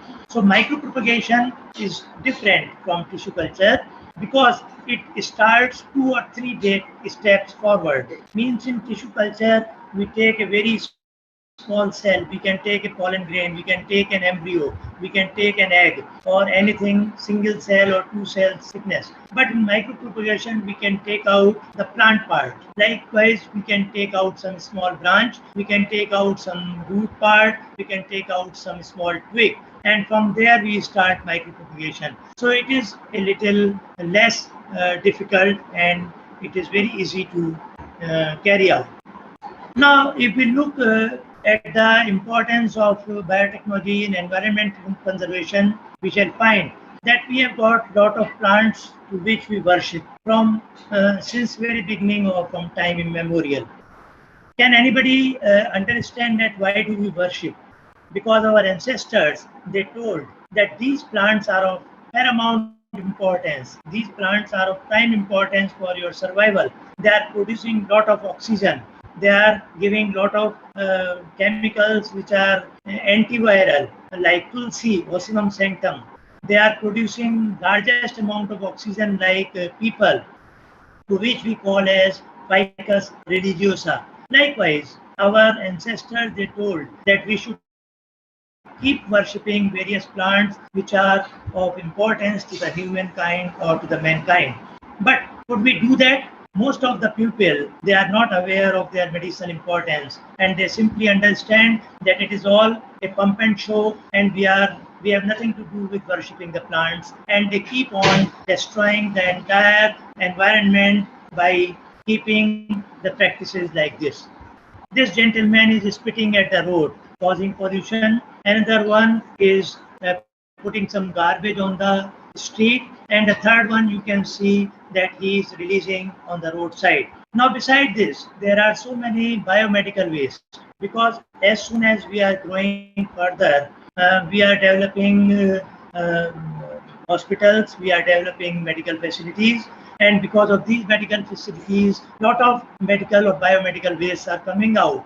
So this is a big challenge, that how can we dispose them of without disturbing the environment. So biotechnology comes again, it comes forward once again to decompose the biomedical waste by utilizing various technologies, and need not to list these biomedical waste, but these biomedical waste, they need to be decomposed so that the human race should not be disturbed.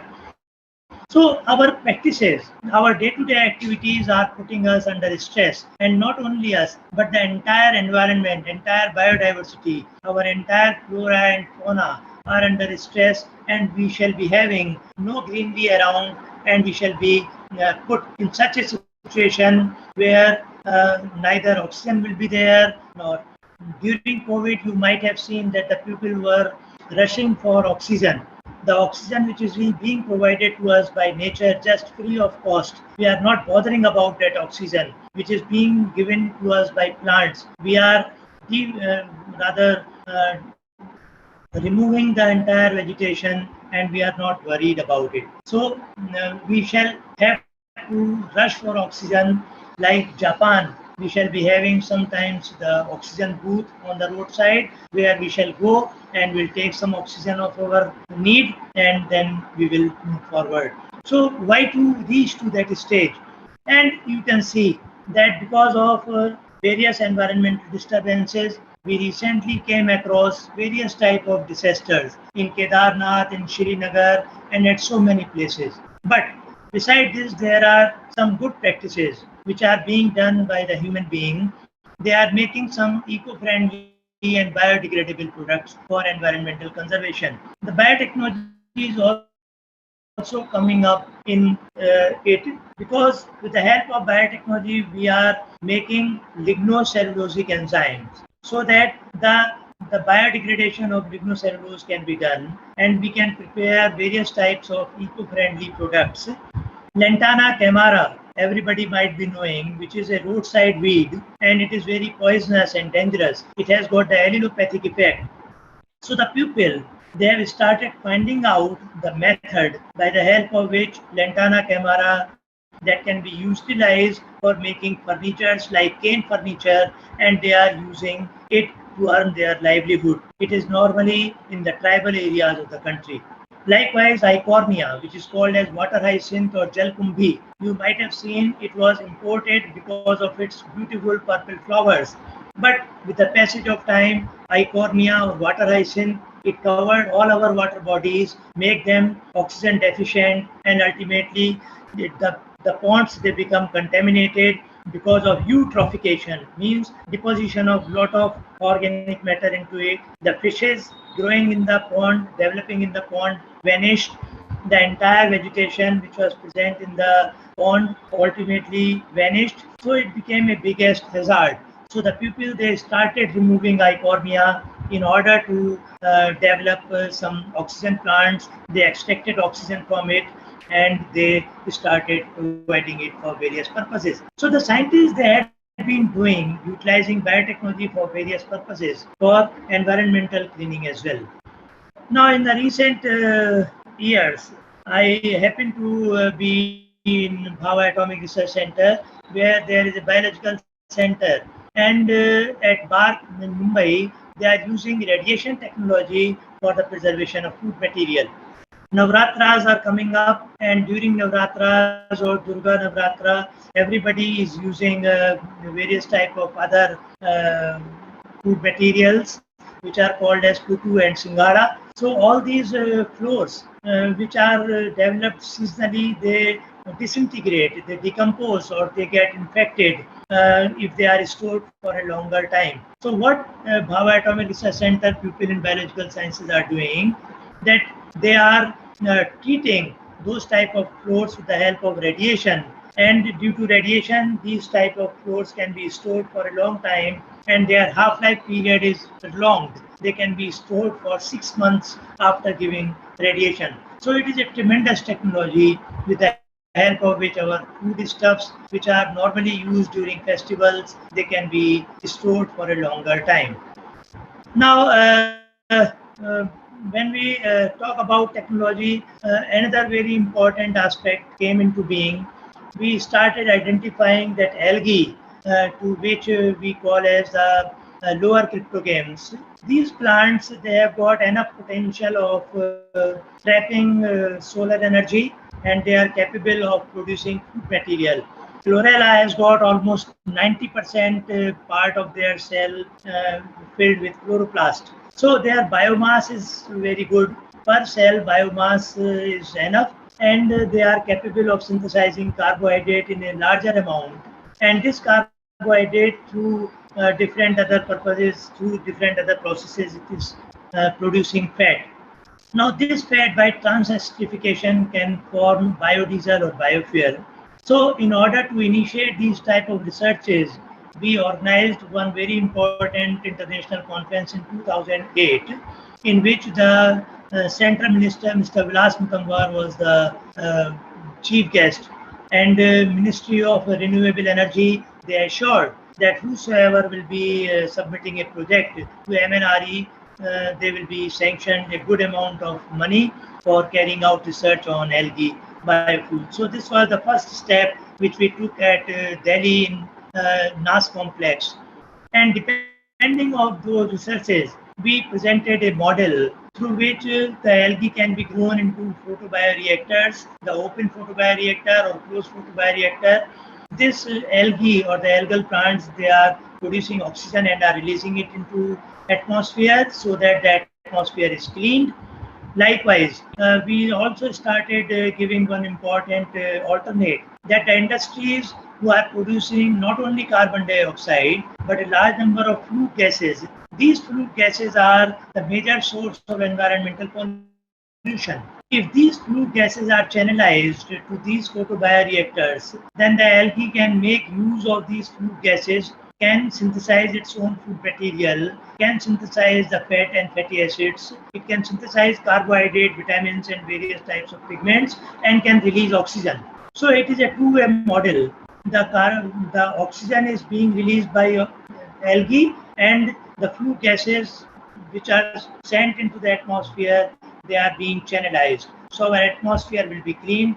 This model was appreciated when I presented a keynote address in PhD Chamber of Commerce at Delhi, where various big industrialists, including Maruti and Reliance, they were present over there, and they appreciate that because of instead of putting a carbon arrestor, which is about 5-6 crores in an industry, rather we should develop these photobioreactors and can channelize our food gases like this. Anyway, so this is the biofuel which has been extracted from algal cells, you can see. And then another concept in biotechnology came into existence, that is the conversion of waste into biofuel.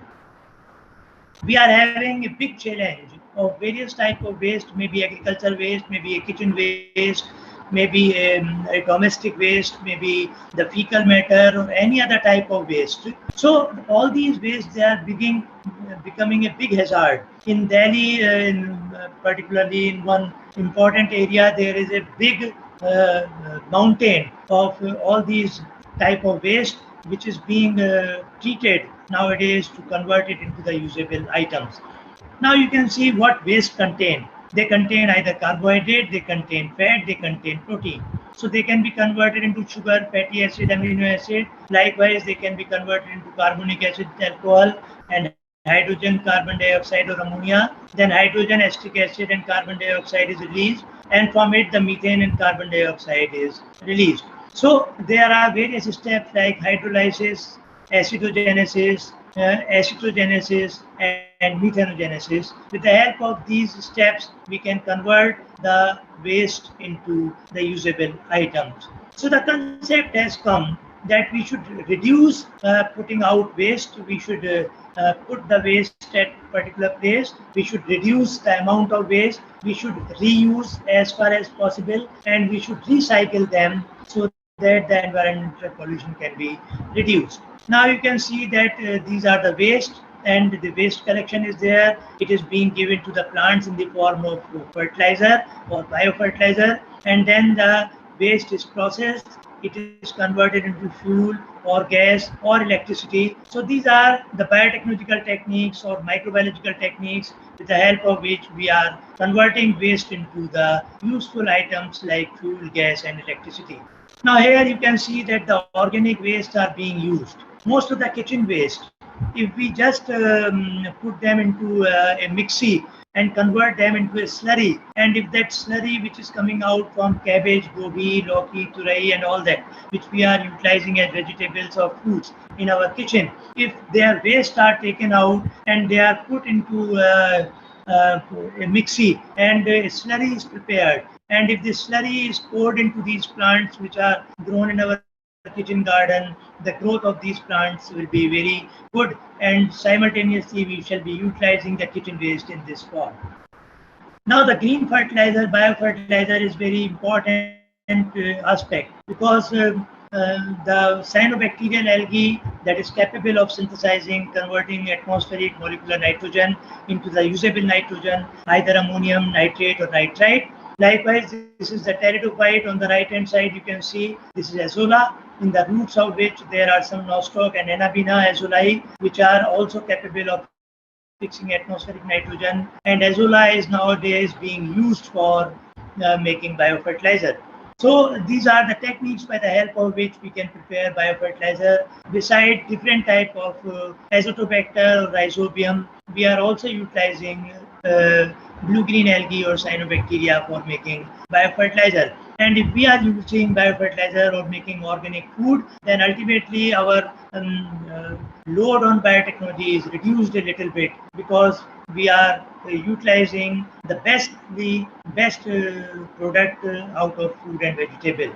Now in organic farming, these are different types of manures and different types of things which are being utilized. Now one important thing that in India, what is happening, that if we tag anything like it is a herbal product, or it is an antioxidant, or it is an organic food, then what the people do, they start preparing mutations or imitants Emittance means they are putting potato into a bag, writing organic potato and raising the price 3 times to the original price. So these malpractices have to be stopped. But the technology of organic farming is wonderful because these are the pesticide free, herbicide free, and naturally growing plants which are increasing the agricultural practices. Now, I will look at the transgenic technology, which is very prominent in the field of biological sciences. Everybody knows that Professor M.S. Swaminathan, he is the father of Green Revolution in India. When we started thinking of agriculture, he was the director of Indian Agriculture Research Institute at that time.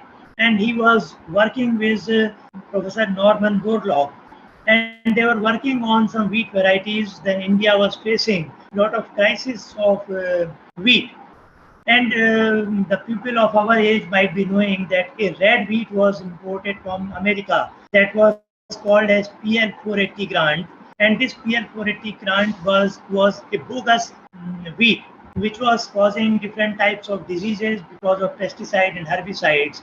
But the important contents was retained by America and the rubbish was thrown into the sea. So Lal Bahadur Shastri was the then Prime Minister of India. He was worried about the Indian population and their food material. So what they did, he asked that this PL480 grant, instead of dumping down into the sea, they should be thrown into India and we can utilize it through the public distribution system. And he called upon M.S. Swaminathan to look into it that our population should not starve because of shortage of food. So he, along with Professor Norman Borlaug, they started working on wheat and different type of cereal crops, as a result of which Green Revolution came into existence, which everybody knows that Professor M.S. Swaminathan is the father of Green Revolution. Now, Norman Borlaug is not there, but his daughter, Jenny Borlaug Lobe, she is working a tremendous job as a chairperson of Borlaug Global Rust Initiative. Particularly, wheat, a large amount of wheat is destroyed because of attack of rust. So she is working on these lines after her father expired. So she took over as chairperson, and I happened to be with her during a very important meeting in New Delhi. Now, let us see very hurriedly, let us see the origin of biotechnology. In 4000 BC, Egyptian discovered wheat, then father of genetics, Krieger John Mendel, then Watson et Crick, they developed a double helical structure of DNA. Then the commercial cultivation of transgenic crop came into existence. Then finally, DNA fingerprinting was developed with the help of which we were able to find out the diversity or diversified plants. And the plant genetic engineering means transfer of gene from one plant to another. That became a very important tool for genetic transformation. And nowadays we are doing tissue culture and doubling haploid and making soma clones. Now, plant genetic engineering, it helped the farmers, which is very important as far as biotechnological application is concerned. I was just talking about that this is a wild plant and it is called a traditional donor. It has got all which has been shown by yellow color. All these characters are of no importance, but this red colored gene is a desired gene. We want to take out this desired gene and we want to transfer it into the commercial plant variety, which has been shown with all possible characters, all positive characters. So we take out the desired gene, we put the desired gene into the new variety. Then what happens? That the desired gene is taken out, it is put into it, and as a result of which the gene is introduced. But before it is released commercially, we have to find out whether this particular plant with the desired or introduced gene is capable of acclimatizing into the natural habitat or not. So we undergo for their acclimatization. Now, transgenic plants, they are confirmed in lab. Transgenic plants mean where gene has been transferred from one plant to another. They are put into the greenhouse and limited field test. Then they are given ecological and biosafety analysis is done. Then regulatory permit is taken. Proprietary arrangements are made. Then commercial deployment is done. And they are released to the farmers along with their safety measures. Now, many of the people, they are having an apprehension that if we are adding a gene into a plant, then that plant will be consumed by human being and it can affect the human being adversely. Now, with the help of this small slide, I have tried to explain that adding a new gene is like an app in your iPhone. Whenever you are using an iPhone, every time you are loading or you are downloading different types of app like Zoom you have downloaded, like Google Meet you have downloaded, like Cisco web has been downloaded, or so many other things you have downloaded. So do you think that this iPhone is no more an iPhone after the downloads were done? No, it is the iPhone. But you have developed some additional feature into it so that it can become more useful. Likewise, if we are introducing a gene into a plant, the plant does not lose its characters, but it has got some additional characters into it. Now, with the help of this example, which was carried out by one of my PhD students, he was awarded PhD on it. It was on transgenic tomato. Now, India is the biggest exporter of tomato because we are earning a lot of money in the form of foreign currency from abroad. So what we did, we were exporting tomato, and in the transit, if it is going from India to America, then during 2-3 days transit and after storage for 1 or 2 days, these tomatoes were vanished or destroyed. So there was a loss of foreign currency to India. So what my student did, he he identified 3 plants. One was banana, from which the gene for delayed ripening was isolated. Another was strawberry, where the gene for thin skin was identified. And the third one was tobacco, where from the gene for disease resistance was taken out. So all these 3 genes were taken into it. They were introduced into tomato, and this was the result that in the earlier stage in the control, you can find that after 45 days, the healthy tomato, they vanished. And when it was done by RNAi or the genes were transferred, after 45 days, they were quite healthy. And when it was done by beta hex, then the tomato were as healthy as they were in the beginning. So it created a revolution in the storage and reducing the half-life period or enhancing their maturity or their storage period for long.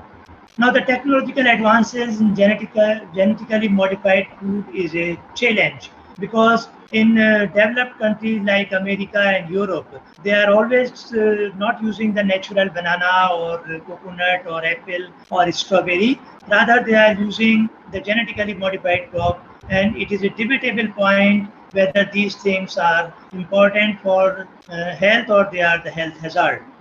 So we can see that there are certain examples of genetically modified crops like soybean, papaya, potato, corn, milk from GM, cow, pumpkin, and tomato. And then you can see some other examples of GM food which we are used to. Particularly our new generation is adapted to all these type of GM food. Now the point is that by utilizing GM food, somebody told me that there is an MOU signed between the genetically modified food industries and the pharmaceutical industry. More you are consuming the GM food, more ill you will be falling, and more you will be ill, more pharmaceutical industries will run. So all these GM foods, they are not very healthy, that one should admit. Of course, this is the need of our that many of the people, they are consuming genetically modified food. They may not be as good as natural food we develop. Now, for commercial purposes, GM cotton, particularly in Maharashtra, GM cotton gave a very good monetary return to the farmers, and the farmers, they became rich almost every alternate year, and it has been largely adopted by the country. So this was the first crop which was adopted largely by the Indian farmers, and later on, many other things came into existence in the form of transgenic crop. This was the cotton which was adopted by the farmers, and they earned a very good livelihood. And this is an unfortunate type of transgenic crop. You can call it as BT brinjal. Now, this BT brinjal could not get the recognition from the Indian government as on today. But this BT brinjal has got certain very important genes which are pest resistant, because of which you will find that the brinjal is very safe, brinjal is very healthy, or you will find that these are not having any insect inside.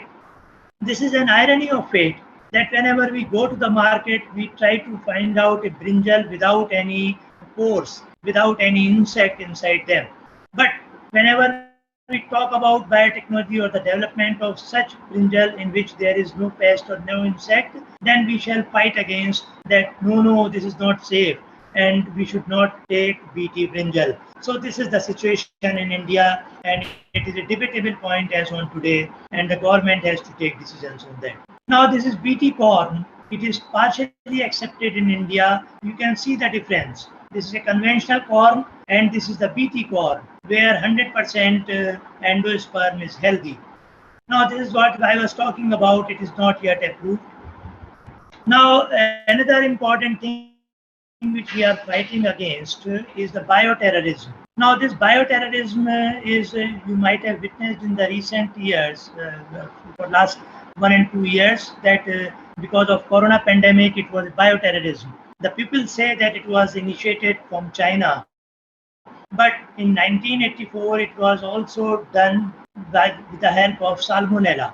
Salmonella, it was sprinkled on the food, and that food was consumed by the people in America, and the people, they fell ill, and it was a pandemic during that time. So the time is not far when our food will be contaminated by one or the other bacteria or viruses, and we will come under the shelter of bioterrorism. So we have to fight against it very unitedly. So Salmonella, it was used as a bioweapon in Oregon. It was an intentional contamination of restaurant salad bars. In 1984, 10 area restaurant in Dallas, Oregon, they were involved in outbreak of Salmonella typhimurium, and many of the people say that these was the people who were associated with Acharya Rajneesh Ashram. Of course, we have not to make any debate on it because it is not yet proved, but this is on record. Now, in the recent time, we all faced Corona pandemic, and this Corona pandemic is because of a virus which contains single-stranded RNA. And this RNA, because it is an unsaturated type of RNA, so it has the tendency of developing mutations very rapidly. So a single-stranded structure can mutate its form in any way, but a double-stranded structure is bound. Likewise, if we are married, then we are having a double-stranded DNA. So we are bound, we are associated socially, morally, and psychologically and financially. But if we are single, then we have free hand, we can move anywhere, we can do whatever we want. So this nonsense virus is also having a single stranded RNA, so it keep on multiplying. But it can be fought against by utilizing various types of immunomodulators. I discussed in certain other presentations that these immunomodulators are already present in our kitchen, and particularly in India, we are used to of consuming all these immunomodulators almost in everyday food. So our kitchen is the best source of producing immunity, or is containing a large amount of immunomodulator. Then, with the help of biotechnology, we also started thinking producing more crops by utilizing alternative methods. And these are two methods which are being used by the scientists: hydroponics and aeroponics.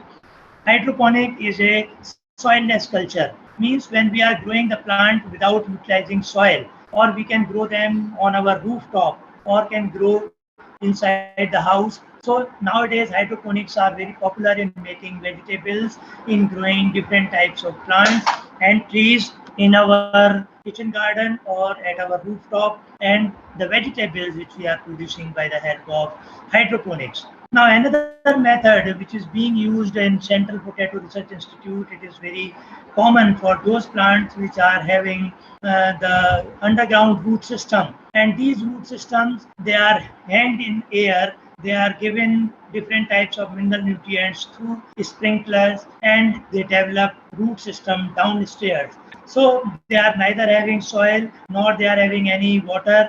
So they are just hanging on a web and they are producing their roots. Now you can see in this slide, third slide, you can see that potato is being produced on the roots. Here the turnip is being produced on the roots. Now aeroponics, as I was talking about, this is the design for aeroponics. We are not going to discuss it in detail because we are running short of time. So these are the aeroponic studies with the help of which we are producing potato, and it is being applied at Central Potato Research Institute in Shimla and in Meerut, where they are producing potato by aeroponics. Now, the medicinal plants and nanoscience is also some important branches of biotechnology.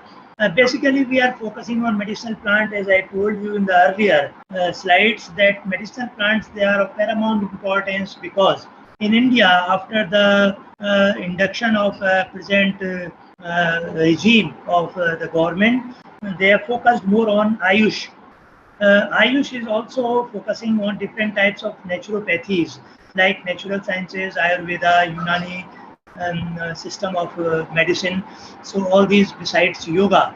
So these medicinal plants, they are being exploited for making various types of medicines, which are no doubt, which have been long tested by our rishis and munis, and there is no doubt we cannot mark a question that what is the research and development record of these plants, because they are time tested for millions of years, and the people, they were getting a very long age beyond 100 years or 150 years by utilizing these medicinal plants for their ailment. So in the medicinal plant conservation is a very important aspect which India is looking forward. But in USA, OYO, there is a dedicated medicinal plant conservation part in Brooklyn, where absolutely all the medicinal plant, they are being conserved over there. So what I want to emphasize that India is a natural source of medicinal plant, but even then we are not thinking of conserving these medicinal plants by and large. But in the country like USA, where they never focus more on the traditional type of sciences or traditional type of medicines, even then they are concentrating on the conservation of medicinal plants. So whatever we are not focusing, the other developed countries, they are focusing. Whatever we have left, like yoga, when yoga was there, we were not adopting. When it has become yoga and have been started adopting by other developed countries, then we also started following the same thing. When once upon a time, our grandmothers were used to give us turmeric in milk. So that was, turmeric was a very good antiseptic. But that time we were not taking. But when the government of USA, they started patenting haldi or patenting turmeric, then we started crying that no, haldi is the endemic, the endemic part of our country, and it is absolutely Indian. So Council of Scientific and Industrial Research, they started listing all those medicinal plants which are actually inhabited in India, and they are the only patent of Indian government and not of any other government. If they want to use them, they will have to seek permission from the Indian government. So this is what we want to focus, that if we are having the ancient science, very popular ancient science, then we are not worried about. But when this science is adopted by the developed countries, then we start crying. So better we should focus on our own technologies, our own science. Now you can see that there are health issues and plant nanoscience that is being utilized. It is the nanoscience. With the help of this nanoscience, I can tell you that Israel is a small country. They have developed small nanosensors, and these nanosensors are fixed to the leaves of the plant, and with the help of these nanosensors, if the water is given, if they are irrigated, then the plant is capable of utilizing only that much amount of water which is required for its better growth. The wastage of water is prevented, and we do not waste water into the soil, because wastage of water, unnecessary irrigation of water, cause leaching of important minerals from the soil. They just settle down, and the plant is not capable of getting those minerals, and ultimately the growth of plant is hampered. So we should utilize the nanoscience for our health issues and for growing better plants. Israel is a small country. but technologically they are much advanced, far advanced than we people are. If we do not adopt all these things, and if there is a visit to Earth in 2070 Anno Domini or 2070 AD, what the alien species will visit the Earth and will see that we have left enough toxic waste, we have not maintained biodiversity, we have lost the entire biodiversity, and they will simply make a comment that seems that the man or human being, they failed on the way to sustainable development. This will be the situation, and the time is not far off when we shall be coming across such type of situation if we continue to grow for only vikas and we do not focus on the vinash we are doing. So development is important, but not on the cost of natural resources. So for all these things, biotechnology is coming out, and biotechnology is an important tool which is in our hand.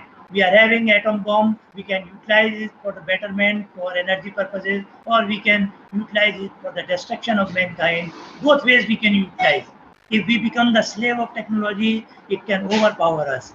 Or if we capture the technology in our hand, then we can use it for the human welfare. And with this slide, I thank you all very much for the patient hearing. Thank you very much.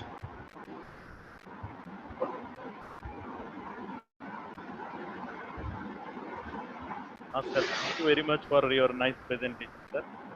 Sir, kindly unshare the screen, sir. Screen sharing off कर दीजिए, sir. Hello. Hello.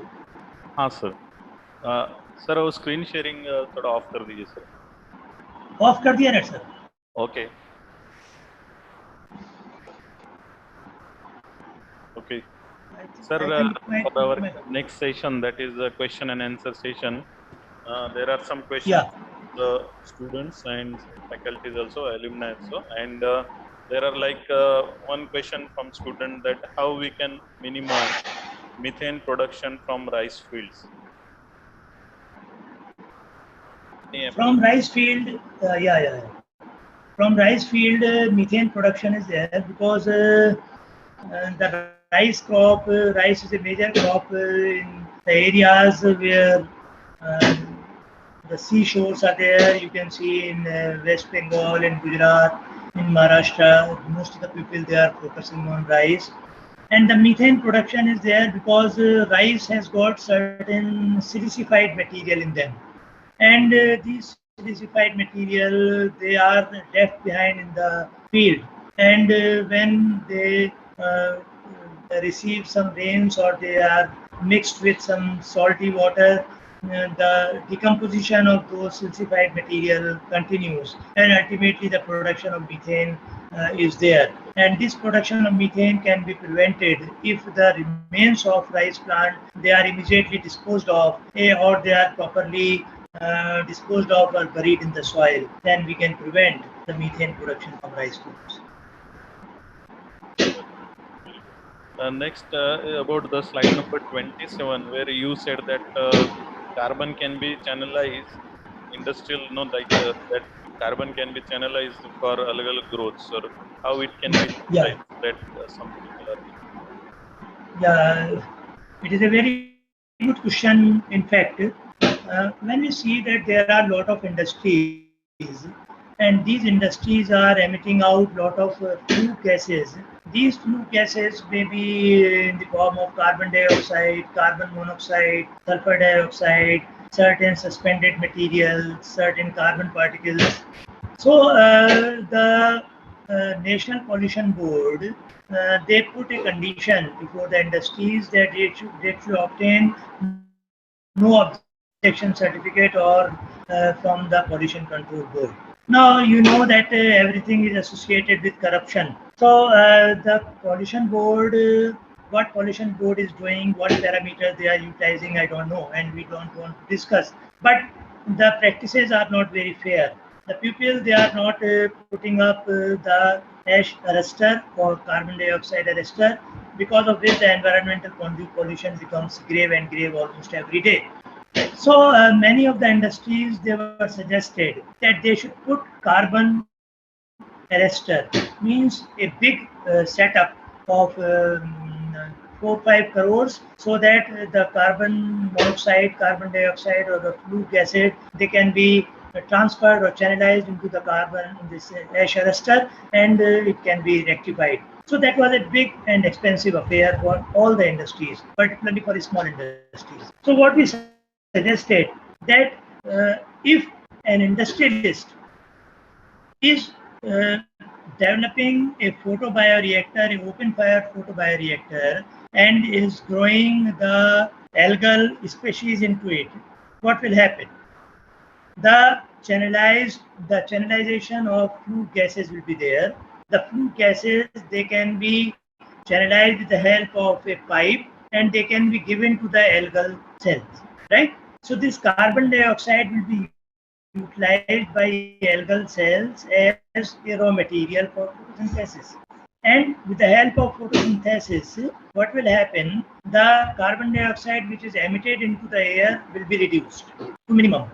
Secondly, the algal species, they will not only produce carbohydrate, but with the help of raw material, they will produce different types of pigments like anthocyanin, like other cyanophycin, R-phycocyanin, R-phycoerythrin, and so many other pigments, so many other antioxidants, and they will also produce some fatty acids. Now, these fatty acids, they can be, by transesterification, can be converted into biodiesel. This is one point. Another point, the left out parts means the different types of antioxidant, different types of proteins, vitamins, they will be left around. Now, these materials, they contain lot of food value.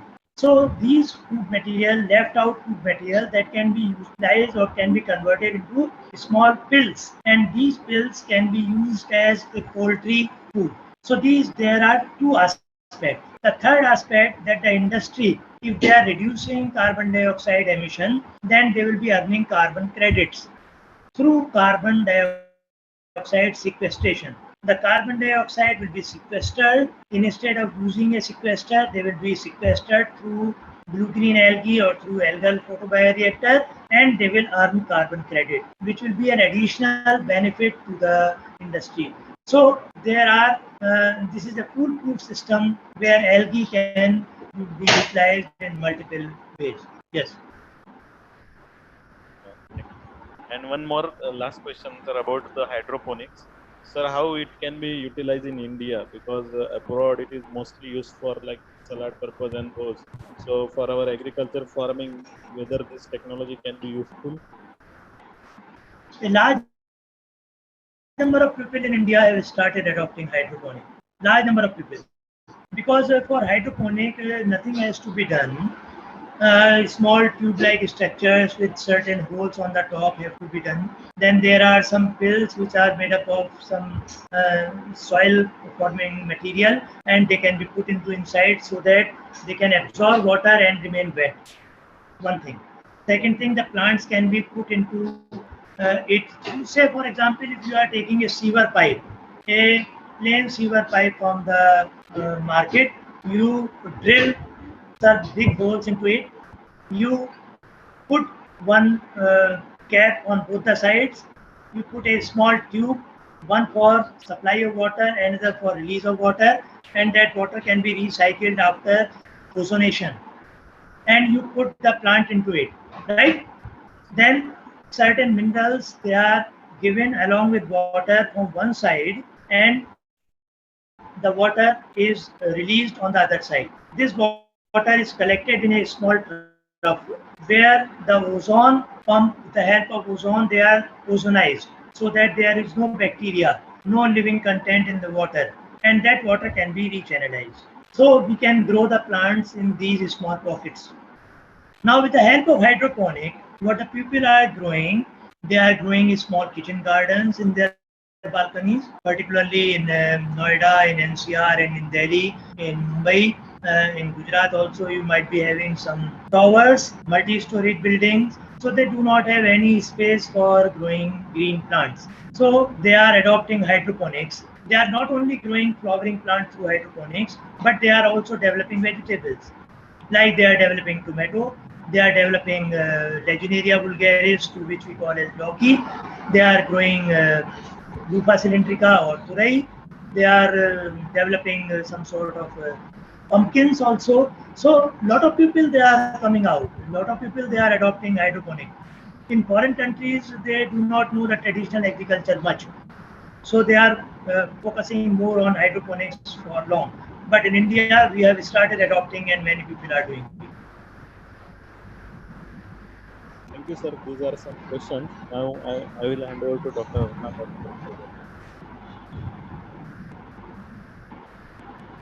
Thank you so much, sir, for offering your sincere efforts in addressing the queries.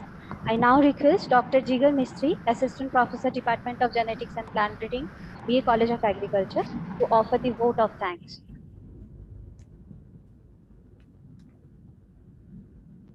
Good afternoon.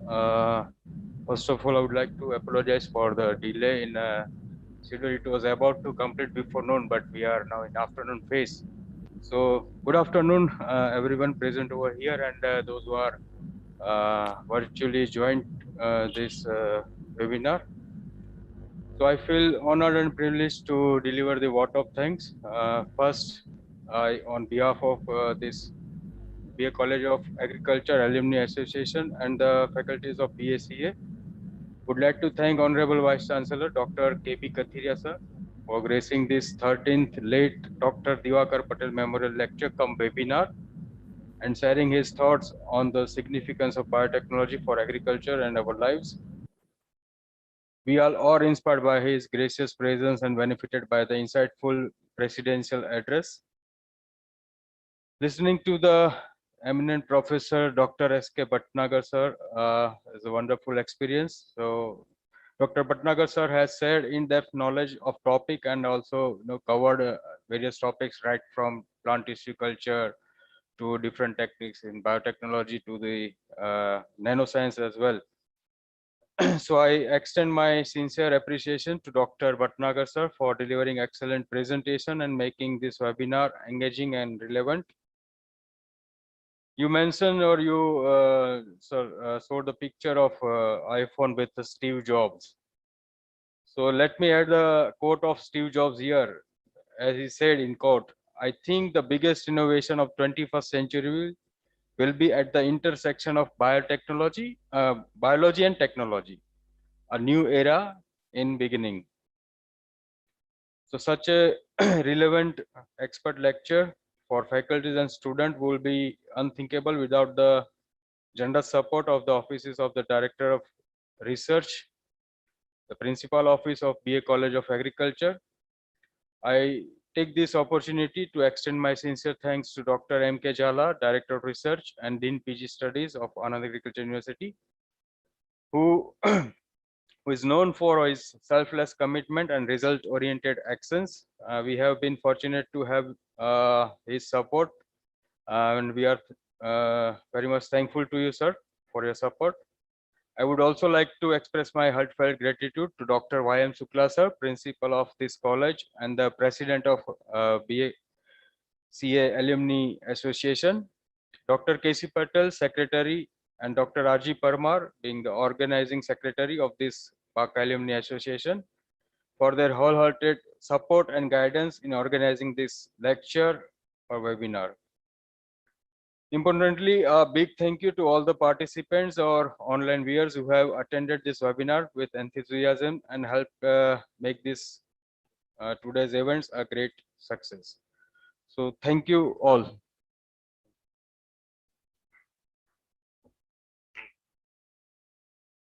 Sir, sir को बोलना है?